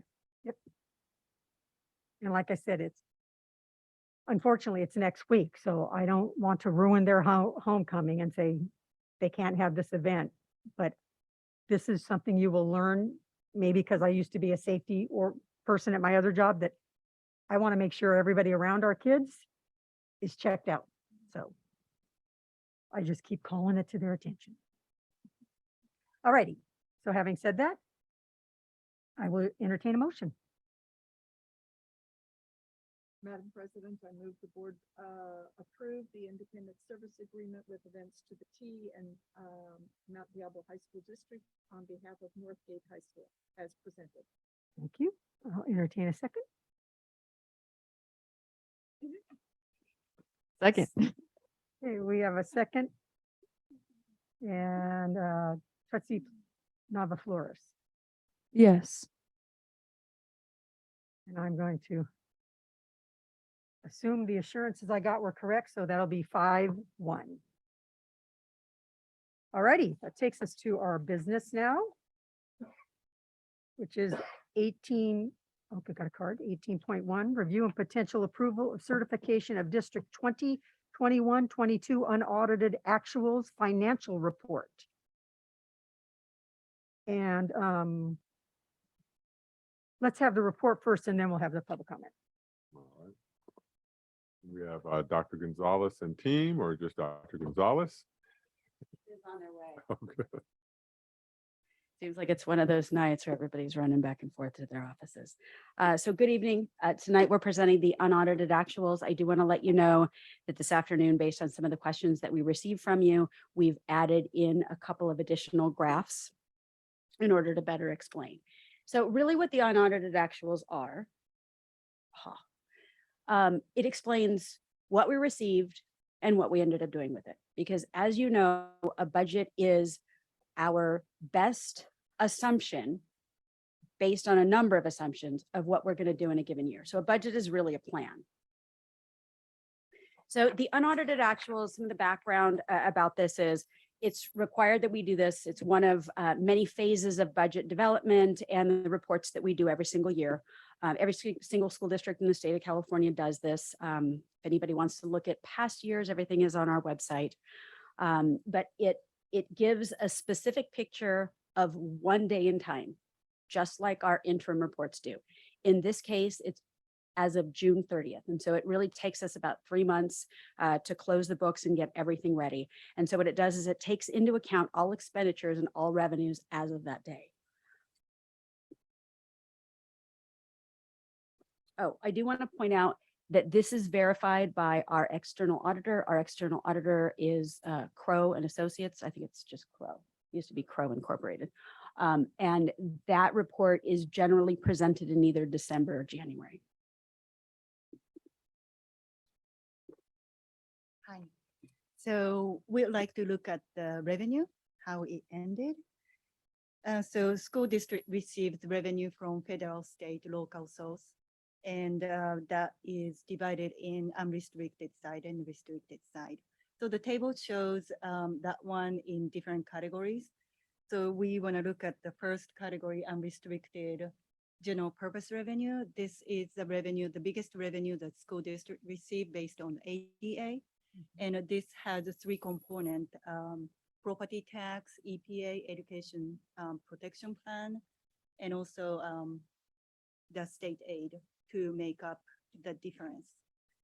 And this year we received about 4 million more, which happens sometimes. They estimate the property tax, how much we're gonna receive, and then they're gonna give us the rest, EPA and state aid.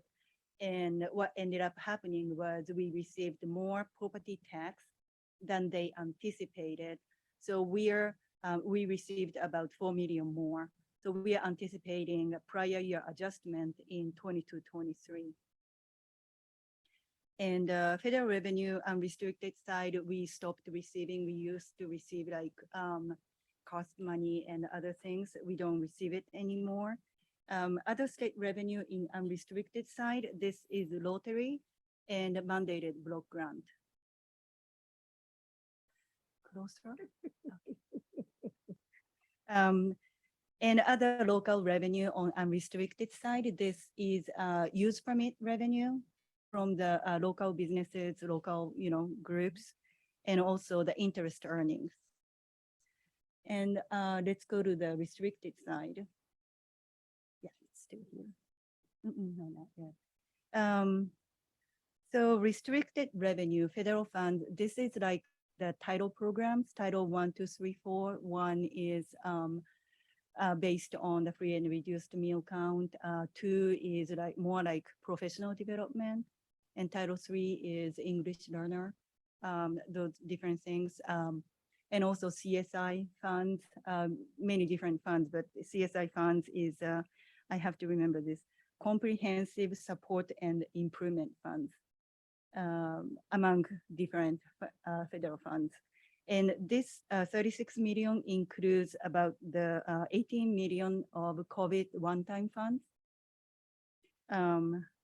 And then state restricted funds, 19.6 million out of 75 million is again the some kind of one-time funds.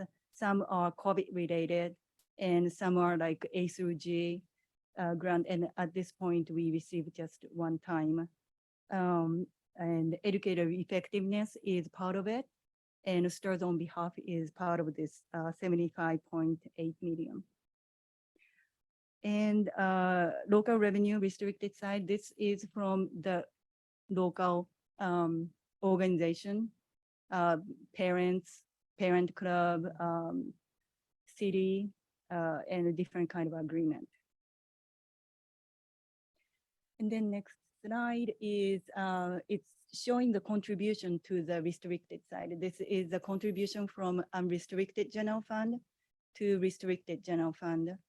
And we contribute to JLTC, special ed, routine restricted maintenance, this is the 3%, and also athletics and small local programs. If you notice, 21-22 compared to 2021, it's a significant increase. This is due to mainly, well, 2021, we did the distant learning and we had much less expenditure in like, especially special ed transportation and also the site level extra time that was spent or extra money was spent. And so if you look at 1920, which was partially we closed, but mainly we still open. So compared to 1920, 21-22 is about the same level. So we think the contribution level just went back to the historical level. So the fund summaries. So fund summary is a combination of revenue and expenditure. And the revenue, like we talked about, we received 4 million more. And also the local unrestricted, I didn't touch on it, but user permit, we received more, about 1 million more than we anticipated.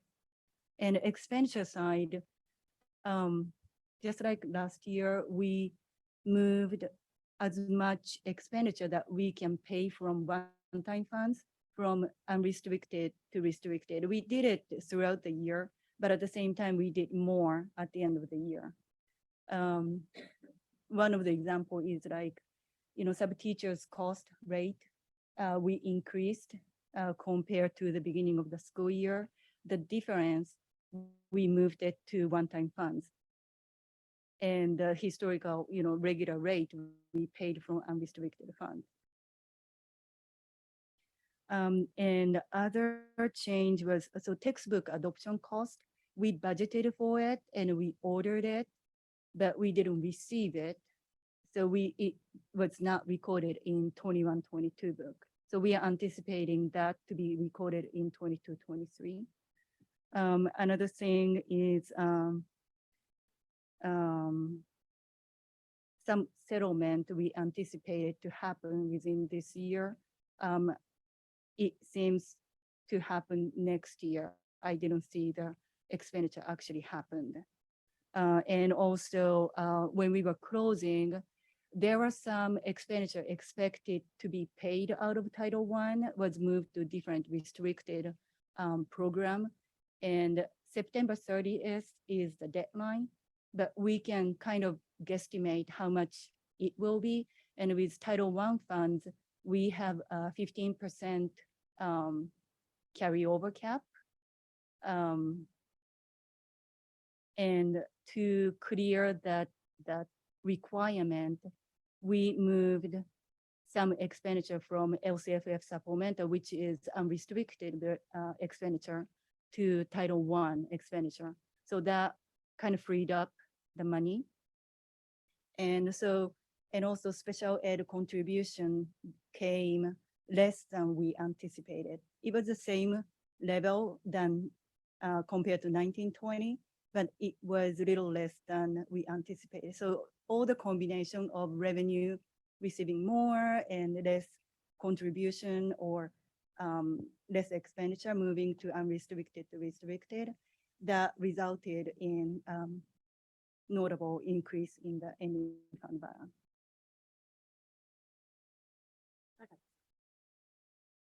So part of what Mika isn't saying in what she shared is that, part of our role in the fiscal side of the house is really to meet with all of our departments, to be really tight as we possibly can with budget development.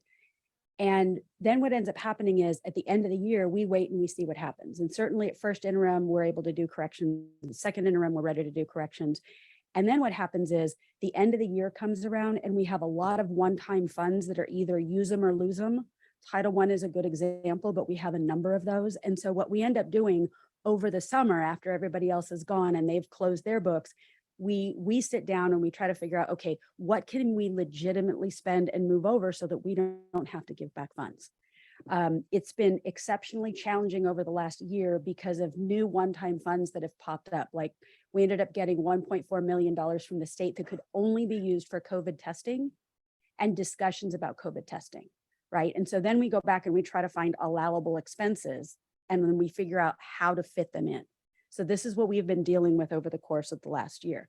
What we tried to show here is we tried to show since 2014-15, a history of exactly what ending fund balances look like. We did it on the unrestricted side because that's really where we have the most flexibility. We don't necessarily have that with restricted because you get this dollar and it can only be spent on number 2 pencils that are a specific color, right? And so we've got the combined ending fund balances that you see over on the side.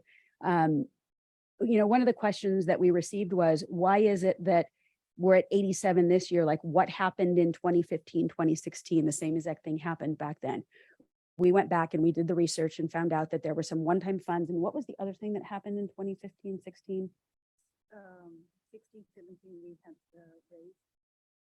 Okay, so that's where one of those big drops happen. You see with the 13 million from the 15, 16 unrestricted, from the 83 down to the 70, and then that also played out in 17, 18.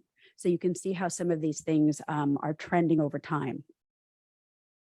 When you start moving Title I funds, so where they don't go back, that's all well and good, but there's restrictions on Title I funds about if you buy it with Title I funds, it can only be used by Title I students, and Correct. that gets really dicey. Correct. And so what we have a tendency to do is we have a tendency to go back and look at some of the personnel and try to see if there are any other things that we did over a given year that, let's say we were going to spend out of LCFF supplemental. Are you guys hearing that same feedback that we are? Okay. Just wanted to let you know. But we go back and we try to be very specific and see what those restrictions are. And if, for example, we were planning on something from CFF supplemental, or in some of these instances, we were planning on spending some funds out of ESSER 2 or ESSER 3 or even Assembly Bill 86. We go back and we move it because we know that at this point in time, Title I is the most restrictive. And so again, we wait for everybody to do the spending, and then we sit on the back end and we figure out what it is that we can move around to try to keep as much in unrestricted that we possibly can. And, Go ahead. yeah, I just want to add, when we move the title, any expenditure to Title I funds, we work very closely with Ed Service, especially Jennifer Sachs, to make sure that we are not doing anything out of compliance. There are a lot of phone calls and emails that go back and forth. Yes. Yes, you may. In this transfer from unrestricted to Title I, is this something that all districts do in California? Is it always typical this time of year predominantly? And is it considered a sound business practice by CDE and other agencies? Yes, I'm glad you asked that question. One of the things that the FCMAT report pointed out is that we're actually doing a good job. So back with that initial checklist that they came up with a year ago, they said, yes, we are absolutely moving those funds the way that we should, because they're, even whether it's FCMAT, whether it's school services, whether it's county office, they're always reminding us, you spend your most restrictive funds first. You never want to give anything back. And so we try to work really hard to do that. School districts across the state do that every single time they're doing their unaudited actuals and they're closing the books, because none of us want to give money back, right? But we don't know on the fiscal side. We can have everybody do their best estimates and we're having them encumber funds and we're reminding them to spend them. But at the end of the day, if for some reason, like textbooks is a really great example, not that it's tied to Title I, but we put those orders in knowing that they would come in time. The orders actually came in. What didn't come in was the invoice that went with it. And it took so long to get that invoice from the company that it made it impossible to try to spend that in 21-22.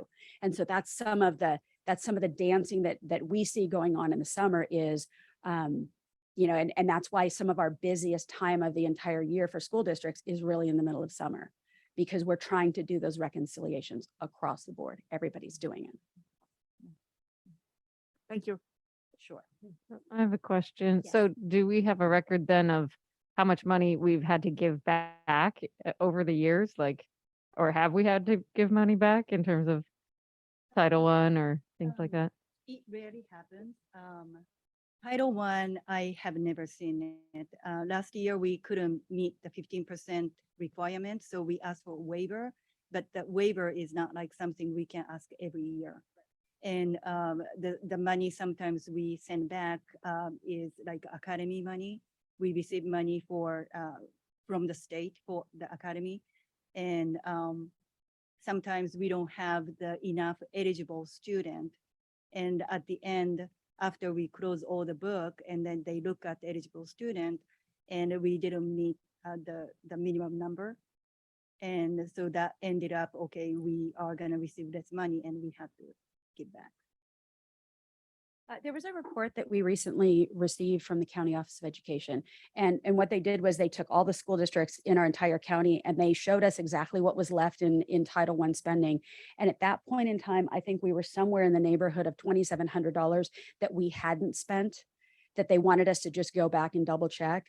There are many of our neighboring districts that were well into the 3 figures of items that they were going to need to shuffle around. And as a matter of fact, within the last couple of days, we received another reminder and it showed all of the districts, and there are still districts that are trying to move.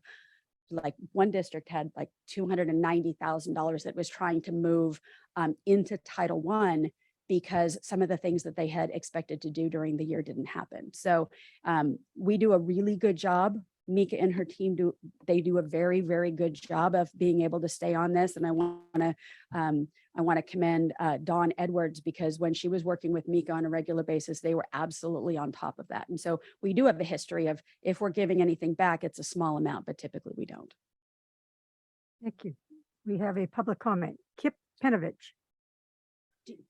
What? Oh, not done. I'm sorry. Oh, no. No, I've got a few more. So this slide here, this explains a little bit more about our unrestricted revenue. And again, Mika talked about the textbooks and the textbook adoption. That was about $10 million that we had planned to spend. The transfer to COVID funds. We ended up really taking a look at a lot of our substitute expenses and moving those over this past year. A lot of typical expenses that we would see for substitutes, for example, the governor just extended the 10 eligible days for COVID through the end of this calendar year. And so a lot of those absences that normally we would see, you know, people would be calling in sick, we've actually taken 100% of those and we've moved over to COVID funds.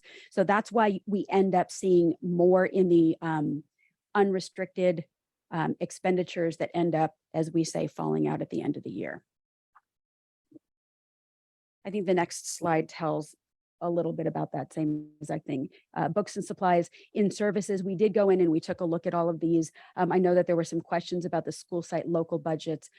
There's a great deal of local budgets that are tied to programs at school sites. And often what you'll see, and I know that I shared some examples, there are some schools that have very large grants and they're multi-year grants. And so it takes them a while, but everything, it falls into this area at the end of the year and it looks like books and supplies weren't spent, and it's because they're grants that are held up. Services came in approximately $8 million lower than we had expected. A lot of that came in with special education. We did have some maintenance and operations projects that were a bit delayed. And so we know that we're going to hit those this year. What's also not listed here is we had some vehicles. So you'll remember about a year and a half, we brought you a whole host of vehicles. Some of those vehicles, we were still waiting for the little widgets that go in and make them run. So vehicles have been delayed around the state. And then we're continuing to get apportionments of some of these one-time dollars. And so oftentimes we'll get the apportionment at the very end of the year. We'll get it, you know, right at the end of June, and we're not able to spend that immediately or do the reporting for it. Here are some things to consider as we move forward. The good news is that it's not a whole lot of doom and gloom as we've expected. And you've been accustomed to me sharing over the last few years. However, there is some uncertainty around our enrollment and our average daily attendance. I can let you know right now that we were very optimistic. We didn't want to move too many indicators and assumptions this year moving into budget development. So last year we were at a little more than 91% average daily attendance. It means the number of days that students come to school in a given year. What we're actually seeing is the number is staying low for a number of reasons. But the numbers are staying much lower than we expected. We expected this year we'd be closer to 93.5%, and then next year we'd jump back up to 94 where we were before.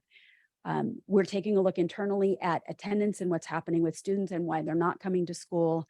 We've got a number of programs in place, but that does affect us. So when we bring first interim, we're going to have to adjust that. Same thing with enrollment. We know that October CBEDS is coming up really quickly. As many of you are aware, health benefits have been increasing. So that's something that we're taking a look at. By all means, insurance has gone up. And although we're a district that has typically been trending very low in a lot of like workers' compensation and a lot of those, the base costs that have been happening have certainly been going up. And then STRS and PERS, they're going up. And again, we don't know what's going to happen with investments. I know that about a month ago, I sent you all an article that talked about the fact that the investments were lower. Typically when the investments are lower because the stock market is dropping, what we end up seeing is STRS and PERS rates and contributions on the district side increase. So that's wait to see. Inflation, recession, supply chain issues. Latest indicators that are coming out is that everything is continuing to go up again. New restricted one-time funds. We are getting a lot of one-time dollars. We're going to get them. They're good for 4, 5, 6 years. And you can buy a number 2 pencil in a specific color, right? And so it makes it really difficult sometimes to spend some of these. So we've got to be very creative with what it is that we're putting into some of our plans. And then one-time funds, you know, as we continue to use up some of the one-time funds in, let's say, ESSER or AB 86, we were very transparent with the board and the community. Here are the new positions that we're creating. As the money goes away, the positions will go away. And what we're actually finding is in some of those cases, it's very difficult to take those positions away because a lot of what school and support services looked like prior to COVID have really changed. I think technology will be one that you hear about shortly. So these are all things that we're continuing to, you know, we're monitoring it. None of these things are super alarming. These are just the types of numbers and the changes that keep us up. And these are the types of articles that we read up on. Just a quick reminder, the budget calendar. We started in June with the adopted budget. September is an opportunity to look back, and then we continue to move forward. So in December, we have our first interim. It's a check 1 day snapshot in time of exactly what our budget and our expenditures look like. We do the second thing in March. We start looking at public hearings and the budget and the LCAP in early June. And then the last meeting in June is when we bring you a budget to be adopted. So I'm happy to entertain any board questions at this point before we go to community comment, if that's okay. So just to recap, one of the reasons that we weren't able to spend all the funds is because of the late timing of the arrival of those funds during the year. Some of them, like educator effectiveness was a big one. We got the money, middle of June? Beginning of June, middle of June, and it makes it impossible to try to spend, but it's something that ends up on our books. Textbooks would be a good example of that. Vehicles would be a good example of that. So yes. And so some of them. For the school site carryover, is it that they were unable to spend the funds? Is it because during the course of this particular year, they didn't move forward on the decisions to spend those funds? Or is it it's a combination of many things because we're still coming out of the pandemic. As board members, we hear frequently they don't have enough pencils and supplies and tissue for the classroom. That's part of their site budgets, I presume. Correct. And how do we assure that the sites are spending the money on the students that have earned it is kind of where I'm going. That's something that we work on the entire year. As Dr. Clark can attest, almost every single TK-12 meeting, we're talking about spending your funds. As a matter of fact, I've already drafted tomorrow's presentation. There's a slide that's reminding them you spend this year's funds on this year's students. There are two specific budgets that they receive allocations for. We've let them know if you don't spend it, we will sweep it. And I'm really excited to see what those numbers are, because we sort of threatened it the year before, and then we said, well, it was COVID, we're going to let you carry it over. I'll be curious to see how many of those funds didn't get spent, but in other budgets, for example, other line items that they have in their budgets, some of it has been Title I, some of it has been a challenge to hire some of the staff that they had planned. So that's certainly understandable. But there are many of them that are community donation accounts, they're grants, they're a whole host of department budgets, and those types of things will carry over year after year after year. So from our perspective, we don't see that as our money. We see that as school site money. And having been a principal, we never want to go in and sweep those. But what we do start to remind them of is, look, we can look back at 5 years of your carryover. And I've got that back to 16, 17. And now we start really having the conversation, since it feels like we're a little past COVID, to say, okay, every year you're carrying over 25,000 in this budget, which means you haven't been spending it. So what projects are you going to start spending it on for needs that you have at your school site? We will caution them that a lot of what they have that becomes carryover, they're one-time dollars, right? Their community donations are one-time dollars. And so you don't want to lock that up on people, because you hire and then you have to release, and that's never a good thing to do. You never use one-time funds on things that eat and breathe. But we will continue to have those conversations in executive cabinet and remind school sites of the way that they can spend those funds. Thank you. I just had a question about your ADA. You talked about the need to adjust that. It's always frustrating to me that we are funded based on attendance, especially when we are asking people who are sick to stay home, and sick doesn't count as attendance. So, is there any word from the state level as to whether we could actually at some point become funded on enrollment like the vast majority of states fund education? I think the data that I heard was that California is one of 6 states that funds every day based on the bodies that come in and sit down in seats rather than those that you have on your roster. I hear about it regularly. I'm not heard of any legislation that's been proposed. I'm not sure if any of you have. I'd like to be shaking my head yes to say that, but you know, what that means is that the state would have to come up with a whole lot more money, billions and billions of dollars every single year, added to the budget in order to cover that.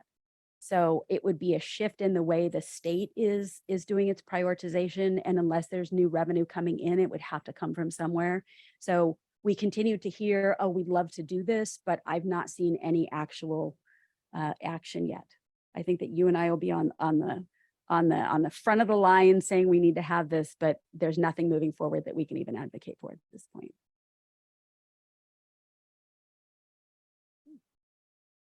All right, now we'll take our public comment. Thank you.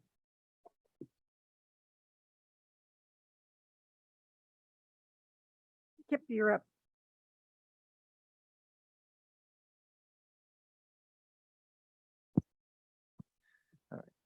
Good evening. I'm here to talk about the unaudited actuals. I kind of think the discussion here can be the forest and the tree discussion. Because if you dig into the weeds, you can miss the forest. So I'm starting with the forest. This district spent more than it ever has, except for 1 year when it was just 2 million more. And yet it still had $40 million left over. So between the last 2 years, $80 million have gone into the balance. As someone who was on the bargaining side and listening to, we can't afford a raise, we can't afford. And I went back and looked through the, I'm going to call it propaganda that got put out. There was always, we can't pay you, we can't pay you. We got a raise. The books and supply category, it's the most it's ever been spent. And that's fine. The services and operating, highest it's ever been. Capital outlay, about the highest it's ever been. And still with all of that, there was still $40 million left over. And the only thing I heard during the whole year was, we don't have money. One of the comments that I appreciated in tonight's presentation is kind of an acknowledgement. I guess this is the only time you really know what's going on. So when you ask me, well, according to our interim, I'm going to stop you and say, that's not accurate. Because that was said tonight. This is the only document that is accurate. Everything else is what people think is going to happen. And if you keep track of the numbers historically, they haven't been that great. About the only budget that sometimes is in the ballpark is the proposed budget. And I think the only reason that happens is because it's based off the unaudited actuals.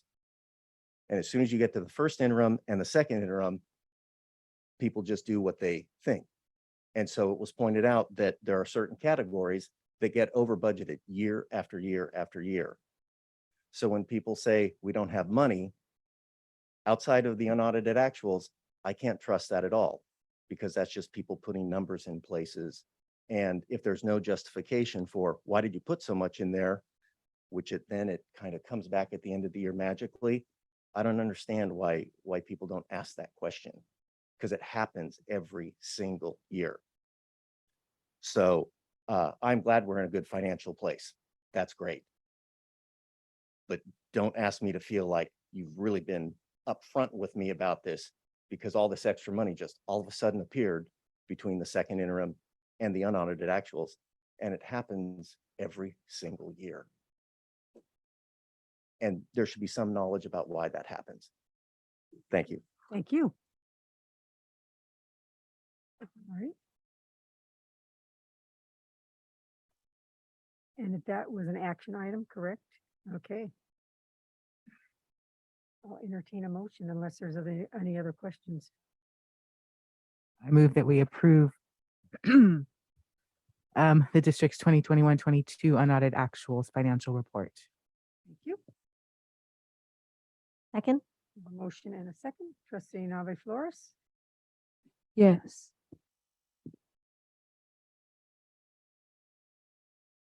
And that passes 5-1. 18.2.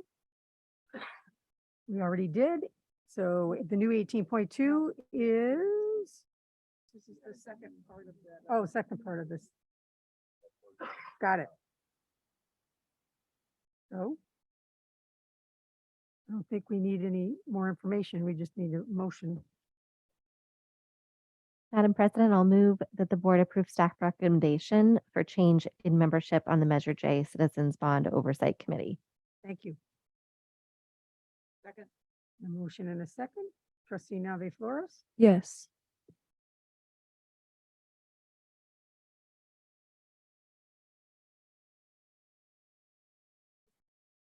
That passes 5+1. Okay. Now we have a review and potential approval of membership renewal for the Community Advisory Committee.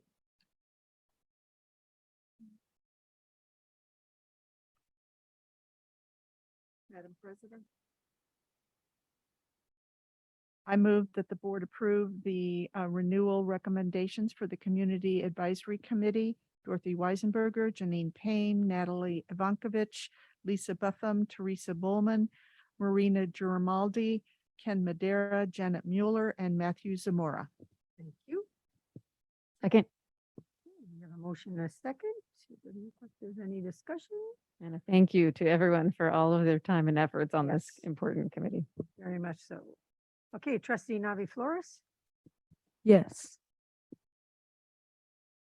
and that passes 5-1. Very good.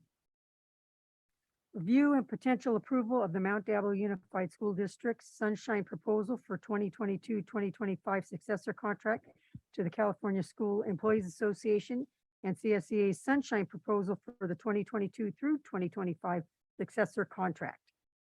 We have Mr. Sheehy is going to take this item. Yeah, so tonight before you, you have both the sunshine letters from MDUSD and also from CSEA.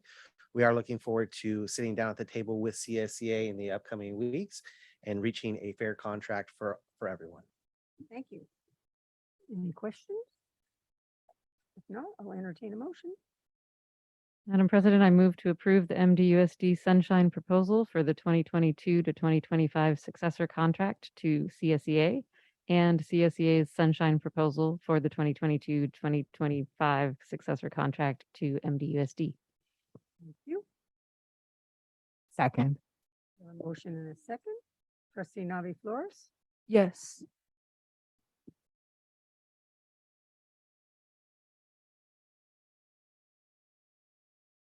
And that passes 5+1. And that takes us to 18.7. Review and potential approval of staffing increases, renaming of the Technology and Information Services Department to the Department of Information Technology, and related new and revised job descriptions. Dr. Clark.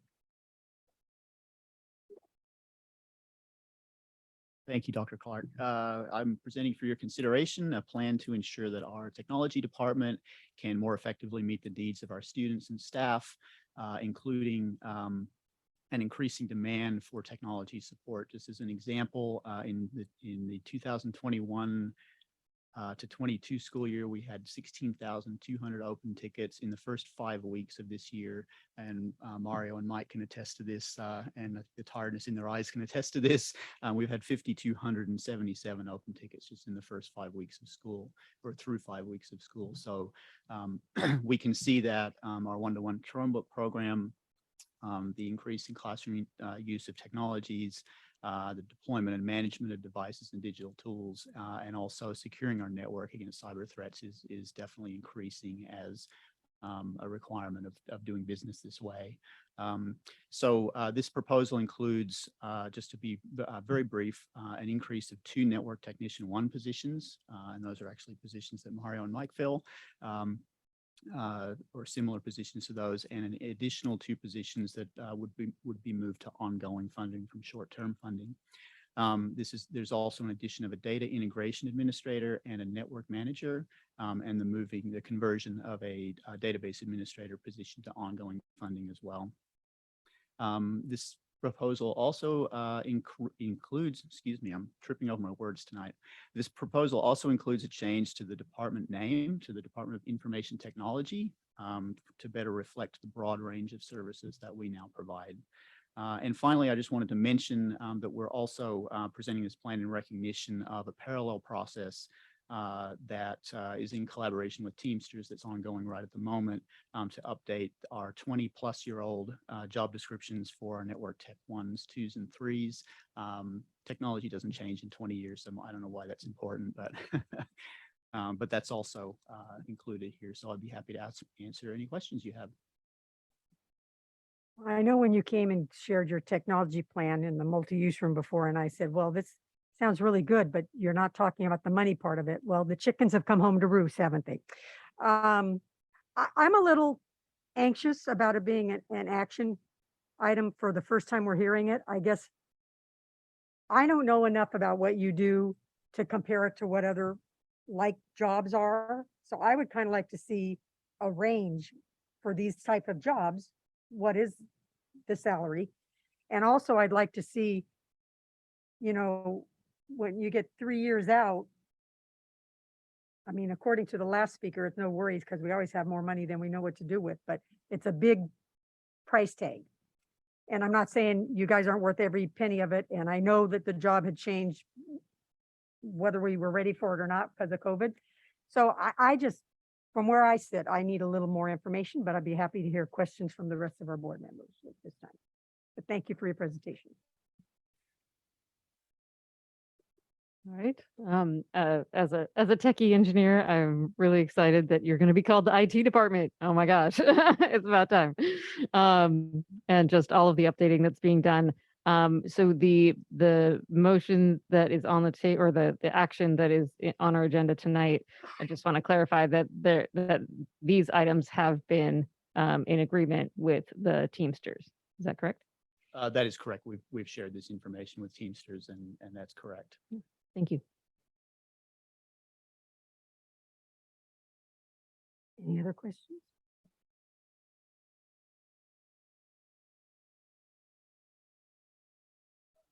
Just so the board's aware, Mr. Sidford's also gone through a fairly elaborate process with HR. So in developing the job descriptions, reviewing them, considering which duties may be designated as, forgetting the terminology in terms of essential duties or not. So we feel pretty confident that what he has set up is not only necessary, but he has done some due diligence, just so you know.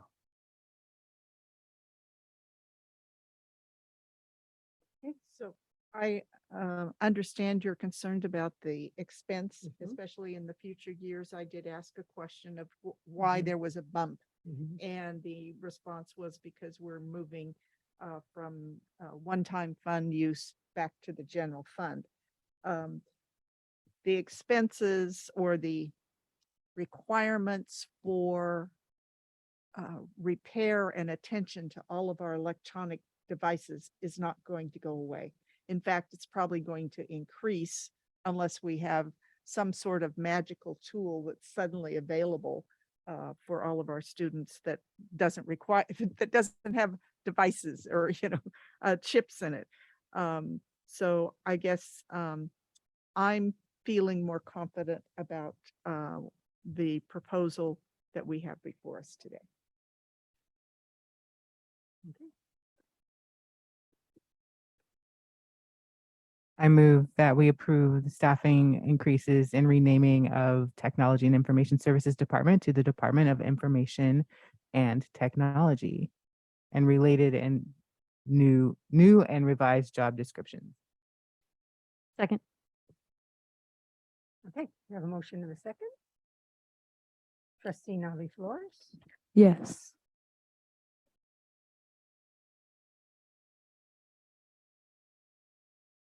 And I abstained rather than said no, just because I personally don't feel like I have enough information, but I'm no way am I against your department moving forward. So Thank you all. We're excited to move forward with this plan.